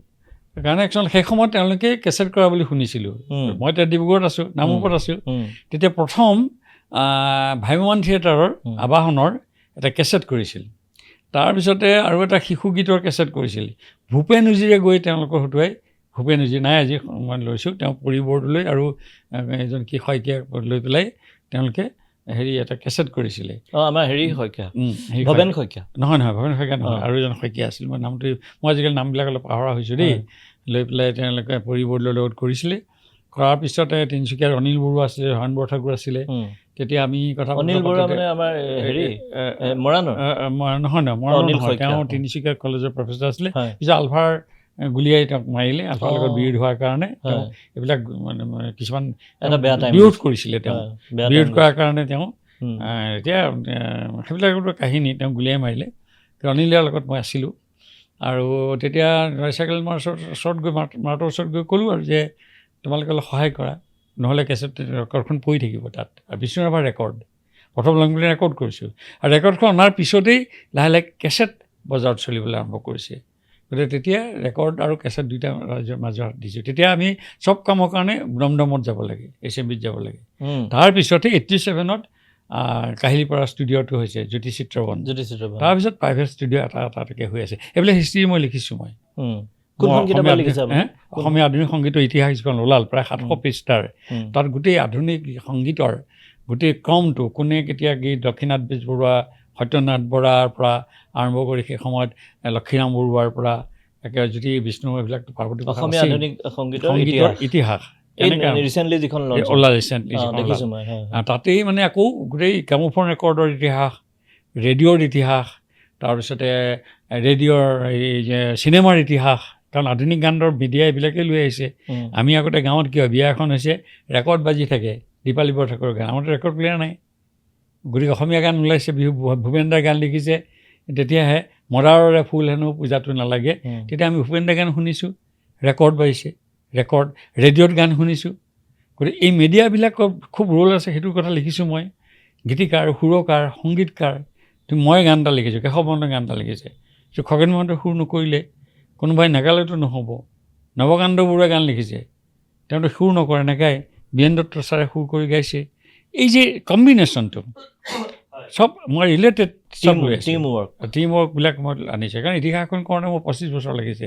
25 বছৰ আপুনি লাগিছে, কিন্তু আৰু 10 বছৰ তালৈ যোগ দিব লাগিব, কাৰণ মূৰত কনচেপ্টটো কেতিয়া 10 বছৰ আগতে সোমাই এখন কিতাপ কৰিছিলোঁ মই 93 চনত, সংগীতৰ উৎপত্তি আৰু ক্ৰমবিকাশ 93। সেইখন এই পুলি মানে কি গজালি হৈ কয় যে পুলিটোৰ পৰাই বৰগছ হ'ল ওলাইছে। তাৰমানে মই এটা ডিচিপ্লিন কৰিছোঁ এতিয়া কাম, যে মই ঘৰটো বনাওঁতে 25 বছৰ লাগিছে, কিতাপখন কৰোঁতেও 25 বছৰ লাগিছে। মোৰ জীৱনটো এতিয়া 70+। গতিকে মই কি কৰোঁ, কামবিলাক ভাগ কৰি লওঁ। 24টা ঘণ্টা, 6 ঘণ্টা শুওঁ, বাকী কি হয় 18 ঘণ্টা থাকিলে 18 ঘণ্টা মোৰ। 18 ঘণ্টাত মই কাম কৰোঁ বুলি কৰিব পাৰোঁ। আৰু এতিয়া তুমি মোক 5টা বজাত মাতিছে, 5টাত আহিছোঁ মই, কিন্তু মোৰ দেৰি হয়, কেতিয়াবা ট্ৰেফিক জাম, কেতিয়াবা ড্ৰাইভাৰ নাই, কেতিয়াবা গাড়ী নাই। সেইটোহে মোৰ কাৰণে যে তেনেকুৱাই কেতিয়া সময়ত মই। আৰু কেতিয়াবা এনেকুৱা হয় যে ঘৰত কেতিয়াবা এনেকুৱা হৈ যায় যে মোক কৈও কেতিয়াবা যে তুমি ইমান সময় নহয়, মই এইটো ডিচিপ্লিনত চলি আহিলতো গোটেই সময়। ছোৱালী কৈ তই কেইটাত? 5টাত যাবা। গতিকে আৰু দ্বিতীয়তে কি হয়, এটা ছিষ্টেম কাম কৰাৰ। ধৰা মই ৰাতিপুৱা শুৱাৰ পৰা উঠিয়েই কিছুমান কাম কৰোঁ, কিতাপ এখন ধৰা মই কৰি আছোঁ। এতিয়া মই ভিয়েটনাম লিখি আছোঁ। এতিয়া আপুনি ডেইলি লিখা পঢ়া কৰি থাকে? ডেইলি ৰাতিপুৱা কয়, কিন্তু চকু বেয়াটো, মই আধা ঘণ্টা সময় কম্পিউটাৰত বহিব পাৰোঁ। কিমান সময় আপুনি লিখে? মই এনেকুৱা হয়, সেইটো মানে কণ্টিনিউ মই বহিব নোৱাৰোঁ। ডাক্তৰে কৈ দিছে, ডাক্তৰে মোক এনেকৈ উধাই দিছে, চকুৰ ডাক্তৰে দেই, আপুনি ধৰক 3 কিলোমিটাৰ খোজকাঢ়ে, কিন্তু পিছত নোৱাৰা হৈছে, আপুনি 1 কিলোমিটাৰ কমাই আনিব, 1.5 কিলোমিটাৰ, 1 কিলোমিটাৰ মোক দে। গতিকে আপুনি ধৰক 2 ঘণ্টাৰ বহিছিলে, 1 ঘণ্টা কৰিব, আধা ঘণ্টা কৰিব, চকুৰ ৰেষ্ট দিব, ড্ৰপ দিব। চাব দেই কেনেকুৱা চলি আছোঁ মই, তেনেকৈও লিখি আছে। তাৰপিছত ৰাতিপুৱা শুৱাৰ পৰা উঠিয়ে মই কিন্তু ঘৰৰ কাম কৰোঁ, মই সহায়ো কৰি দিওঁ। মই মটৰ চলোৱাৰ পৰা বহুত কিবা কিবি বাৰী ঘৰ চাফা কৰালৈকে মই কৰোঁ, ফুলত পানী দিয়ালৈকে কৰোঁ। কেতিয়াবা এওঁক আহি পেলাই মই ঘৰৰ কামত সহায় কৰি দিওঁ। এটা সময়ত তেওঁ জানে, তুমি যোৱা চাহকাপ ধুনীয়াকৈ গ্ৰীণ টি একাপ বনাই দিয়া, মানে সেই কাপ মোৰ জীৱন এৰিয়াৰ গ্ৰীণ খাই মই বহোঁ। তেতিয়া মই 2 ঘণ্টামান 1.5 ঘণ্টা মই বহোঁ, সেইখিনি সময় নহয়, 1.5 ঘণ্টা নহয়, প্ৰায় ধৰা 1 ঘণ্টা মই কম্পিউটাৰত বহিলোঁ। বহি যেতিয়া তাৰপিছত আধা ঘণ্টা মই সেইখিনি সময়ত আকৌ কম্পিউটাৰত বহাৰ সময়ত ডিব্ৰুগড় যোৰহাটৰ গান শুনি থাকোঁ মই। এপটো হ'ল নহয়, ডিব্ৰুগড় গান মোৰ বাজে। কোনটো এপ? এই all India radio' air Guwahati, air Guwahati, সেইটো বজাই লওঁ। বক্স এটা কিনি লৈছোঁ, চাউণ্ডটো ভাল হয়, লগাই লওঁ, লগাই যোৰহাটৰ গান শুনিলোঁ, তাৰপিছত ডিব্ৰুগড়ৰ গান শুনিলোঁ, তাৰপিছত 8টাৰ পৰা 8:30লৈ সেইখিনি সময়ৰ যে গেপ, সেইখিনি মই ৰেৱাজ কৰিলোঁ। ৰেৱাজ কৰিলোঁ আধা ঘণ্টা। ৰেৱাজ কৰাৰ পিছত 8:30 বজাত গীতিমালিকা গান শুনিলোঁ। শুনি 9টা বজাত আহি আমাক ব্ৰেকফাষ্টত মই সহায় কৰিলোঁ, পাচলি তাচলি কাটি দিলোঁ আৰু আটাও মাৰি দিওঁ। এতিয়া মইহে গালি খাব লাগিব। পাচলি তাচলি আটা চাটা মাৰি কিবা কৰি দিওঁ। তাৰপিছত এইবিলাক কৰি মেলি মোৰ এতিয়া প্ৰব্লেম বাঢ়িলে। তাৰপিছত ব্ৰেকফাষ্ট কৰি দিলোঁ। ব্ৰেকফাষ্ট কৰাৰ পিছত আকৌ মই কম্পিউটাৰত গৈ বহোঁ যদি কাম নাথাকে। আধা ঘণ্টা বহোঁ, আধা ঘণ্টাই বহিব পাৰোঁ। সেই আধা ঘণ্টা বহাৰ পিছত আমাৰ যদি বজাৰ থাকে, মই স্কুটিখন লৈ বজাৰলৈ ওলাই যাওঁ। বজাৰ পালে বজাৰত গা পা ধুই পেলাই 12টা বজাত ভাত খাই মেলি আকৌ কম্পিউটাৰত বহোঁ। নহ'লে গান চান থাকিলে হাৰমনিয়াম হ'লে গান চান গাওঁ, ছোৱালীৰ লগত গান চান গাওঁ। আৰু কম্পিউটাৰত মানে এনেকুৱা হয় যে কম্পিউটাৰত আকৌ মই এটা লেখা নহয়, ধৰা ভিয়েটনামৰ পৰা আহি ৰেকৰ্ড কৰিব লাগিবতো। কাৰণ মই এতিয়া আমি আছিলোঁ, একচুৱেলি আমি আৰম্ভ কৰিছিলোঁ ৰয় চাইকেল মাৰ্টৰ পৰা। তো আপুনি তেওঁক লগ পালে, তাৰপিছত আপোনালোকৰ মাজত এটা হেৰি হ'ল যে এনেকৈ ধৰণৰ হেৰি কৰা যাব। কিন্তু মই যেতিয়া সৰু আছিলোঁ তেতিয়া মই আপোনাক দেখিছোঁ যে আপুনি নিজৰ কেছেট নিজে বিক্ৰী কৰিছিলে, আমাৰ ঘৰলৈও আহিছিলে, আৰু ইভেন মানে পিছত পইচাটো দিব এনেকৈ। তো আপুনি সেইবিলাক ষ্ট্ৰাগলো ক্ৰছ কৰিছে। তো তাৰ পৰা আপুনি কি শিকিলে যে এই যে মাৰ্কেটিংটোত যে আপুনি সোমাইছিলে? মই নহয়, মোৰ বিশ্বাস আছিলে মোৰ গান মানুহে ল'ব, যাকে সুধি সিয়ে কয় ৰং চোৱা সেনাপতি। কিন্তু বহুতেতো এইটোও কৈছিলে গোস্বামী গান নচলে, মাৰ্কেট নাই বুলি কৈছিলে। তেতিয়া আপুনি নিৰাশ হৈছিলে নে নাই? নাই হোৱা। নিজকে কেনেকৈ এতিয়া আমাক লাগে সেইখিনি বস্তু, আপুনি নিজকে কেনেকৈ পজিটিভ কৰি? তাৰমানে মই যেতিয়া ভাবিছোঁ যে গান গালে মানুহে শুনি ভাল পায় বুলি কৈছে, আৰু দ্বিতীয়টো কথা মোৰ মানে এষ্টাব্লিছমেণ্ট এনেকুৱা যে বিক্ৰী হ'লেহে এষ্টাব্লিছ হ'ব, তেনেকুৱা এটা কথাও নাছিল। মই এনেকুৱা এটা ভাবিছোঁ যে গান কেইটা ৰেকৰ্ড কৰি থলোঁ। কিন্তু আপোনাৰতো পইচা খৰচ হৈছে, গান কেইটা ৰেকৰ্ড কৰি থলোঁ, কেতিয়াবা বিক্ৰী হ'ব চাগে। এনেকুৱা সময় এটা সময়ত মই যে ঘৰটো বনাবলৈ পইচা নাই। আজি কৈছোঁ বৰ দুখৰ কথা, মানে কৈ দিওঁ আৰু যে মই মোৰ ৰেকৰ্ডৰ ৰাইটটো 10,000 টকা বিক্ৰী কৰিবলৈ ওলাইছিলোঁ। 10,000 টকা পালে মোৰ 2 বেগ 3 বেগ চিমেণ্ট আহে। সেইটো ক'লে দুখ লাগি যায় মোৰ। তাৰপিছত এওঁ ক'লে এই বিক্ৰী নকৰিবাচোন, 10,000 টকাহে, নকৰিবাচোন বিক্ৰী। সেইখিনি সময়ত গীতিমালিকা বুলি ডিব্ৰুগড় ৰেডিঅ'ৰ আমাৰ মানে টিভিৰ ফাৰ্ষ্ট স্পনচাৰ্ড প্ৰগ্ৰেম, এইবিলাক ৰেকৰ্ড কৰি থোৱা, দীঘল হ'লেও মানে যাতে কাটি কুটি থৈ দিবা, কামত আহিব, শুনি ভাল পাবা। ববিতা সংগীতা এণ্টাৰপ্ৰাইজ, ববিতা শৰ্মা, চিন্ময়হঁত যে বোৱাৰী, সিহঁতে কৰিলে এটা ফাৰ্ষ্ট মানে গানৰ মানে এটা। ডিব্ৰুগড়ৰ গীতিমালিকা নহয়, গীতিমালিকা গান ৰেডিঅ'ৰ। বুজি পাইছোঁ, তেওঁলোক স্পনচাৰ আছিলে। নহয়, তেওঁলোকে টিভিত এটা ভিডিঅ'ৰ মানে স্পনচাৰ্ড প্ৰগ্ৰেম কৰিব, গানবিলাক মানে আৰ্টিষ্টৰ গোৱাই, ভিডিঅ' ৰেকৰ্ডিং কৰি গোৱাই। বুজি পাইছোঁ। তেওঁলোকে এটা প্ৰথম মানে স্পনচাৰ্ড প্ৰগ্ৰেম। তেতিয়া এজন মোৰ চিনাকি আছিলে, সুব্ৰত বৰঠাকুৰ চিনাকিয়ে ক'লে, এতিয়া ববিতাক মই চিনি নাপাওঁ। সুব্ৰতে ক'লে হেৰি গোস্বামী আপোনাৰ গানকেইটা আমি লওঁহে, আপোনাৰ গানকেইটা ভাল হৈছে, হেৰি কৰোঁ, এখেতৰ গান কাকো দিয়ে নে নাই দিয়ে। তাৰপিছত মই বোলে আমি ভিডিঅ' কৰিম। তাৰপিছতে এই অধিকাৰী বুলি এজন আছিলে, তেওঁ অধিকাৰী ঢুকাই থাকিলে, কম বয়সীয়া। তাৰপিছতে কি কৰিলে, গানকেইটা কৰিম বুলি ক'লে, মোক ক'লে পইচা পাতি দিয়ে নাই, 3টাৰ কাৰণে 1500 টকা দিম। মনতে ভাবিছোঁ 1500 টকা বহুত, কিন্তু কোৱা নাই আৰু, হ'ব দিয়া আৰু এনেকৈ ক'লে। আচ্ছা, কৰিলে। কৰাৰ পিছতে আৰু মোক প্ৰথম জীৱনত মানে কেমেৰাৰ সন্মুখত আৰু মই অকণমান কিবা জেকেট এটা আছিলে, নিজে কষ্টিউম চাই জেকেটটো পিন্ধোঁ। সেইটো জেকেট এতিয়া মোক চিনি পায় মানুহে, মই টুপি পিন্ধা নাই কিন্তু জেকেট পিন্ধোঁ, চব ট্ৰাইবছৰ মোৰ জেকেট আছে মোৰ তাত। দেখিছোঁ আমি। জেকেটটো পিন্ধিলোঁ, প্ৰথম বাগডুমা কৰিলোঁ, তাৰপিছতে মাঘাই কৰিলোঁ, তাৰপিছত লুইত নহয় মহাকাল কৰিলোঁ। তাৰপিছত লাহে লাহে তেওঁলোকে কেছেটবোৰ ৰিলিজ কৰিবলৈ আৰম্ভ কৰিলে, সেই গানবিলাক ৰিলিজ কৰিবলৈ আৰম্ভ কৰিলে। তেতিয়া ভিউৱাৰ্ছ অপিনিয়ন আহে ইংলেণ্ড কাৰ্ড আৰু পোষ্ট কাৰ্ডত। তেতিয়া পোষ্ট কাৰ্ডবিলাক পঢ়ি দিয়ে, ক'ৰ পৰা ৰিকুৱেষ্ট আহে, ৰিকুৱেষ্টত গানটো বাজে। তেতিয়া ববিতাই সময় ক'লে যে আটাইতকৈ বেছি ৰিকুৱেষ্ট আহে আপোনাৰ মঘাই আৰু বাগডুম্বা, আৰু আপোনাৰ চিঠিখিনি ৰাখিবৰ কাৰণে এটা এক্সট্ৰা আমি বক্স কৰিছোঁ, লোকনাথ গোস্বামী বুলি লিখি পেলাই। তেতিয়া ক'লে আপুনি সাংঘাতিক কৰিছে। তাৰপিছত তেওঁলোকে যে 100টা এপিছ'ড চলালে, 100টা এপিছ'ডত তেওঁলোকে প্ৰায় 300 শিল্পীক গান গোৱালে অসমৰ। এইবিলাক কথা অসমৰ মানুহে নাজানে। গোৱালে কেতিয়াবা শ্ব'কেছ কৰিব গোটেই গোৱাৰ পিছত তেওঁলোকে হেৰি কৰিলে, তাৰপিছত তেওঁলোকে ৰিভিউ কৰিব ল'লে, জাজমেণ্ট এটা হ'ল লিচনাৰ্ছ আৰু এটা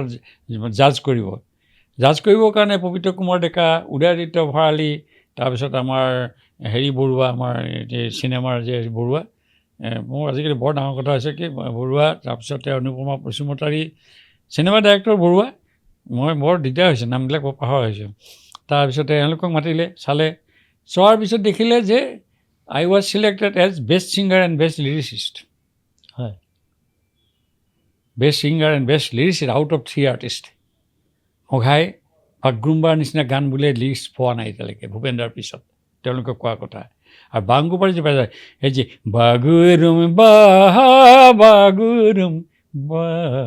তোৰো নাই পেটৰ ভাত মোৰো নাই কাপোৰ ঘাট, এই যে কথা আছে যে হে ৰং পিৰাভা বসুমতাৰী নহয় ভিন পৰ, আপোন মনে সজাওঁ যদি আপোন এখন ঘৰ, মঘাই বোলে ঢোলৰ মাত ধিনিকি ধিনি দাওঁ, সোণৰ অসম নেলাগে মোক মাটিৰে সজাওঁ। গানবোৰ শুনি মানুহ কিবা এটা পালে, তাৰমানে ফুল তৰা গান নহয় আৰু তেতিয়া আমোলমোলো হোৱা নাই মোৰ। তাৰপিছত গান এনেকুৱা হৈ গ'ল, এতিয়া গানটো হৈ গ'ল, গানৰ এতিয়া আহিলে ডিষ্ট্ৰিবিউটৰ বিচাৰি আহিলে, মাৰ্কেট ভেলু নাই মোৰ, বিচাৰি আহিলে, বিচৰাৰ পিছত আমাৰ অসমীয়া ৰাজ কাকতি তেওঁকে মই মাৰ্কেটিং দিলোঁ আৰু মোক ক'লে আপুনি কাৰ্ড অলপমান দিব, কাৰ্ড ছিষ্টেম দেই, কাৰ্ডৰ এগেইনষ্টে মানে পইচাটো কেলকুলেশ্যন হয়, ভেলুৱেশ্যনটো হয়। 1000 দিলোঁ, ৰাতিপুৱা দিলোঁ বোলে গধূলি শেষেই নহয়, আপুনি আৰু অলপ বনাই দিয়ক। 1000 কাৰ্ড বনাবলৈ পইচা নাই মোৰ, ভণ্টিৰ পৰা ধাৰ ল'লোঁ ৰেণুৰ পৰা। তাৰমানে ইমান বিক্ৰী হৈছে। ৰাতিপুৱা দিলোঁ 1000, তাৰপিছত আকৌ ক'লে আপুনি 5000 বনাওক, 5000 পইচা নাই, আপুনি পইচা লৈ যাওক, 25000 টকা দিলে মোক। 25000 টকা, বাপৰে 1500 টকা পাই মই সন্তোষ। 25000 পইচা দিয়াৰ পিছত নহয় আপুনি 10000 বনাওক, 10000 পইচা নহয় আপুনি 50,000 টকা লৈ যাওক, 50,000 তাৰপিছত ঘৰটো ইনকমপ্লিট হৈ আছে চাৰিওফালে, 50,000 দিছে, মই ঘৰ কাম আৰম্ভ কৰি দিলোঁ। তাৰপিছত 1.5 লাখ টকা দিলে, 1.5 লাখ টকা ল'লে মাৰুতি কাৰ এখন লৈ পেলালোঁ, ব্ৰেণ্ড আৰু এনেকৈ। তাৰপিছত আকৌ 1 লাখ টকা দিলে, তাৰপিছত অল ইণ্ডিয়া টুৰ কৰিলোঁ। এনেকৈ টকা দি আহি পেলাই সেই হেণ্ডিয়াত মানুহে জিভা মেলি দিয়ে। মই প্ৰায় 4 লাখ মান টকা কেছ পাইছোঁ, 4 লাখ মান টকা, মাৰ্কেট ভেলু নাই মোৰ।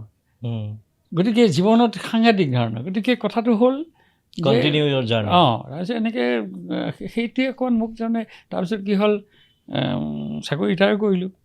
ৰিটায়াৰ কৰাৰ পিছত মোৰ পিছত ষ্ট্ৰাগল আহিছিল যদিও আকৌ মোৰ মানে জীৱন এনেকুৱা, ল'ৰাই ক'লে মই বাহিৰত যাওঁ, ছোৱালীও ক'লে মই অকণমান যাওঁ গান বজাবলৈ, মানে দিল্লী নহয়, একাডেমিক নহয়, ইণ্টাৰেষ্টৰ একাডেমিক নহয়, একাডেমিক ইণ্টাৰেষ্টৰ মানুহবিলাক দিল্লীত যায় আৰু মিউজিকেল ইণ্টাৰেষ্টবিলাক বোম্বেত যায়, দুইটা গ'ল। এতিয়া মই কেনেকৈ সিহঁতক পইচা দিছোঁ, হোষ্টেলত ৰাখিছোঁ, মাহে 6-7 লাখ টকা খৰচ হৈছে, সিহঁতক প্লেইনত পঠাব লাগে, সাংঘাতিক ধৰণৰ। মোৰ এনেকুৱা হৈছে কোন ডিপজিট নাই। ইফালে মই এনেকুৱা ৰাজহুৱা কাম কৰোঁ, দৰমহাটো পকেটত লৈ ঘূৰোঁ।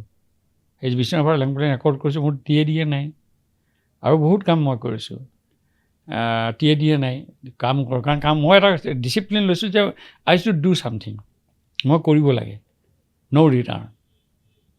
তেতিয়া মই ভাবিলোঁ, আজি মই তোমাক কৈছোঁ যে মই এটা ফিলচফি, এটা প্ৰিন্সিপল ঠিক কৰিলোঁ যে মই কাম কৰিব লাগে, মই ৰিটাৰ্ণ নিদিওঁ, কিন্তু নিবিচাৰোঁ ৰিটাৰ্ণ।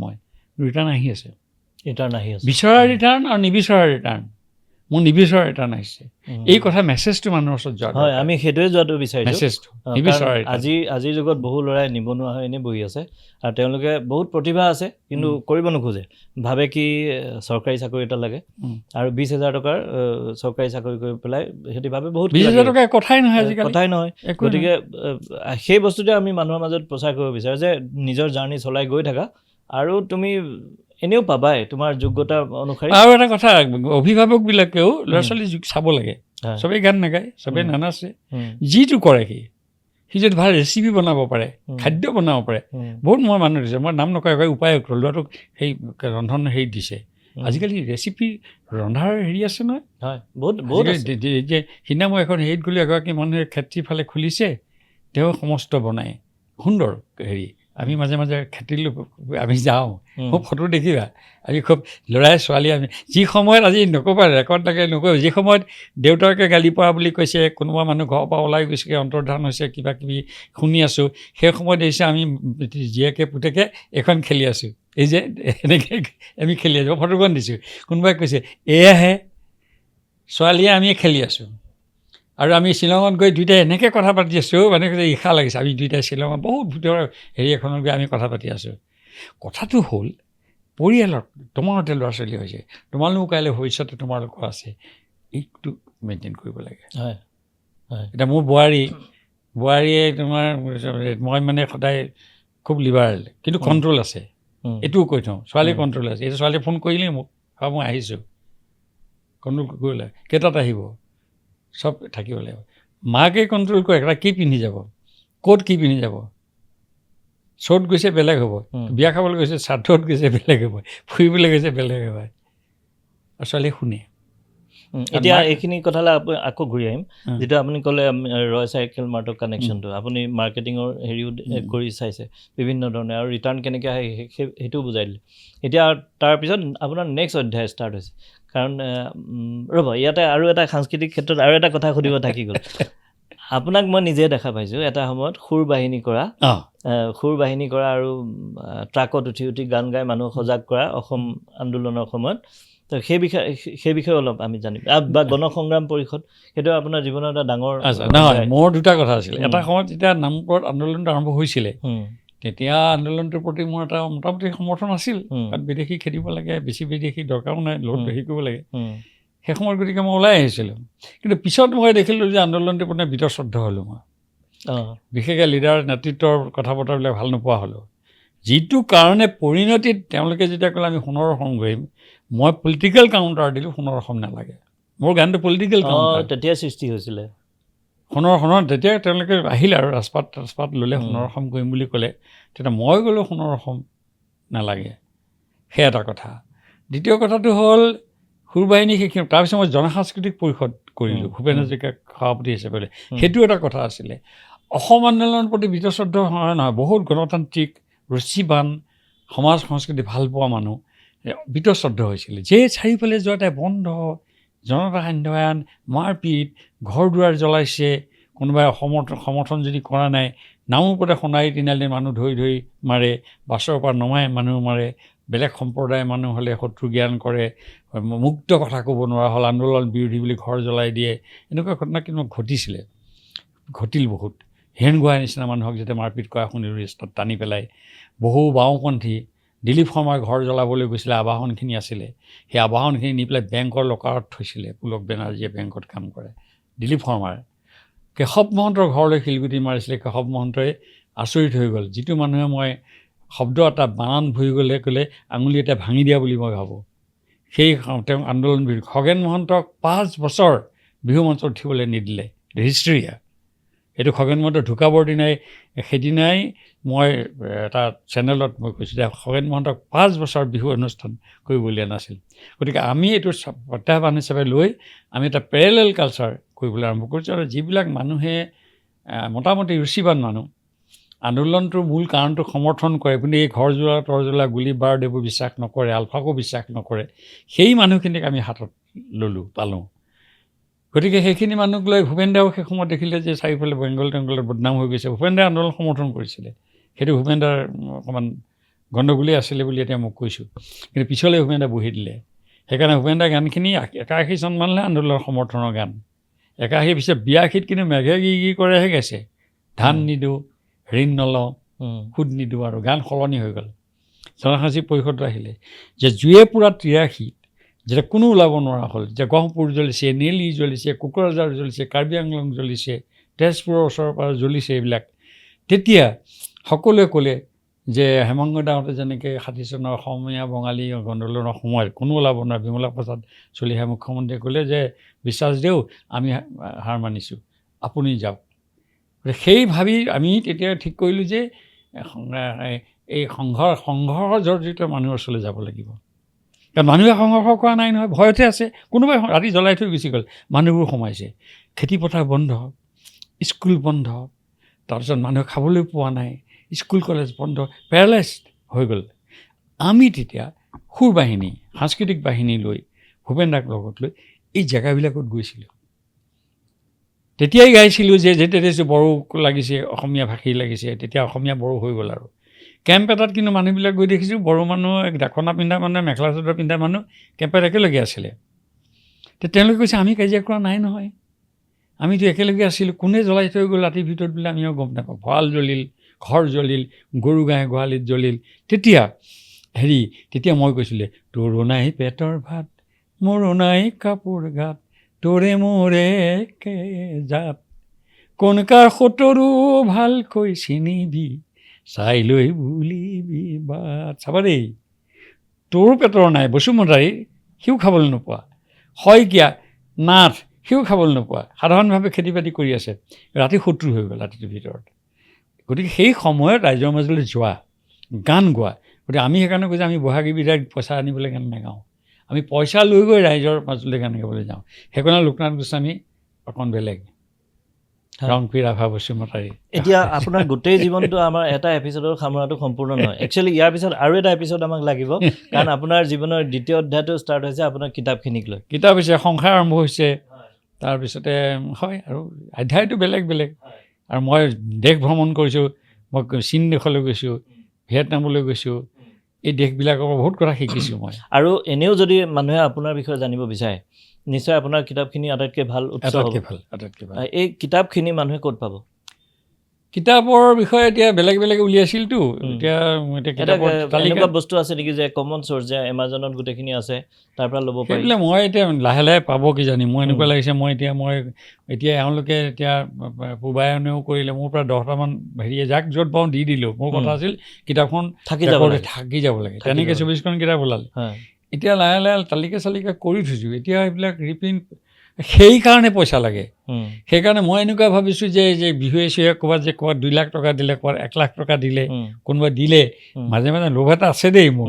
মই কৈছোঁ মোক একো নালাগে, কোনোবাই যে পইচা দিলেহেঁতেন কিতাপখিনি এই অনুষ্ঠানটো যদি আজি কোনোবা বিত্তবান মানুহে চাই আছে, আৰু কোনোবাই যদি ভাবে যে আমাৰ অসমীয়া সংস্কৃতি বা সাহিত্য ভঁৰালটো যদি পাৰ্মানেণ্ট কৰিব লাগে, তেতিয়াহ'লে গোস্বামীদাৰ কিতাপখিনি এটা খুব ভাল। মই এটা ভলিউম ৰচনাৱলী কৰিম, কিন্তু সেইটো কাৰণে পইচা লাগিবতো। সেইটো কাৰণে কোনোবা আগুৱাই আহিব পাৰে। যেনে গানখিনি মোৰ যিমান আছে, মই যদি কম্পাইল কৰোঁ বা এইখিনি কৰোঁ, সেইবোৰ কাৰণে পইচা লাগে। সেইকাৰণে মই পইচাৰ নাটনি মোৰ আছে, খাবলৈ নহয়, প্লেনিং আছে মোৰ। কিন্তু প্লেনিঙতে কৰিবৰ কাৰণে মাজে মাজে ভাবোঁ, কিবা অনুষ্ঠান মাতিলে মই দেখিছোঁ কোনো আৰ্টিষ্টক কেতিয়াবা 2 লাখ টকা দিছে, 3 লাখ টকা দিছে। মই 2 লাখ নালাগে, 50,000 পালেও মোৰ কামত আহিব। ধন্যবাদ গোস্বামীদা। আপোনাৰ জীৱনত আমি সামান্যভাৱে আজি আলোকপাত কৰিব পাৰিছোঁ, আৰু বহুত কৰিবলৈ বাকী আছে। আৰু এটা এপিছড আমি আৰু বিশদভাৱে কথা পাতিম। আজি আমাৰ ষ্টুডিঅ'লৈ অহাৰ কাৰণে আপোনাক ধন্যবাদ। মোক তোমালোকে মতাৰ কাৰণে মই এই অনুষ্ঠানলৈ আহিলোঁ। হেল্থ কেয়াৰত যিটো গুৰুত্ব দিছে নতুনকৈ, আৰু নতুনকৈ বুলি ক'ব খোজা এটা নতুন দৃষ্টিভংগী, নতুন চিন্তাৰে এটা পতা। আপুনি যেনেকৈ মানুহৰ কাৰণে কাম কৰি আছে, আমিও ভাবিছোঁ যে আমাৰ জীৱনটো বা আমাৰ কামবোৰ তেতিয়াহে সাৰ্থক হ'ব, যদিহে মানুহক হেল্প কৰিব পাৰোঁ। সেইটোৱে ডাঙৰ কথা, সেইটোৱে কথা মই ভাবিছোঁ। আশীৰ্বাদ লাগিব আপোনালোকক। আছে আশীৰ্বাদ। মই মোৰ ফালৰ পৰা যিখিনি কৰিব পাৰোঁ সেইখিনি মই আছোঁ। ক'ৰবাত যদি যাব লাগে, ক'ৰবাত প্ৰমোট কৰিব লাগে, মটিভেশ্যনৰ কাৰণে কিবা ক'ব লাগে, আমাৰ ইয়ালৈ অহাটোৱে আমাৰ কাৰণে আশীৰ্বাদ। মই আছোঁ, আৰু বাকীখিনি আমি কৰি ল'ম। ধন্যবাদ গোস্বামীদা, আজিলৈ এৰিছোঁ। মই ধন্যবাদ জনাইছোঁ। ধন্যবাদ।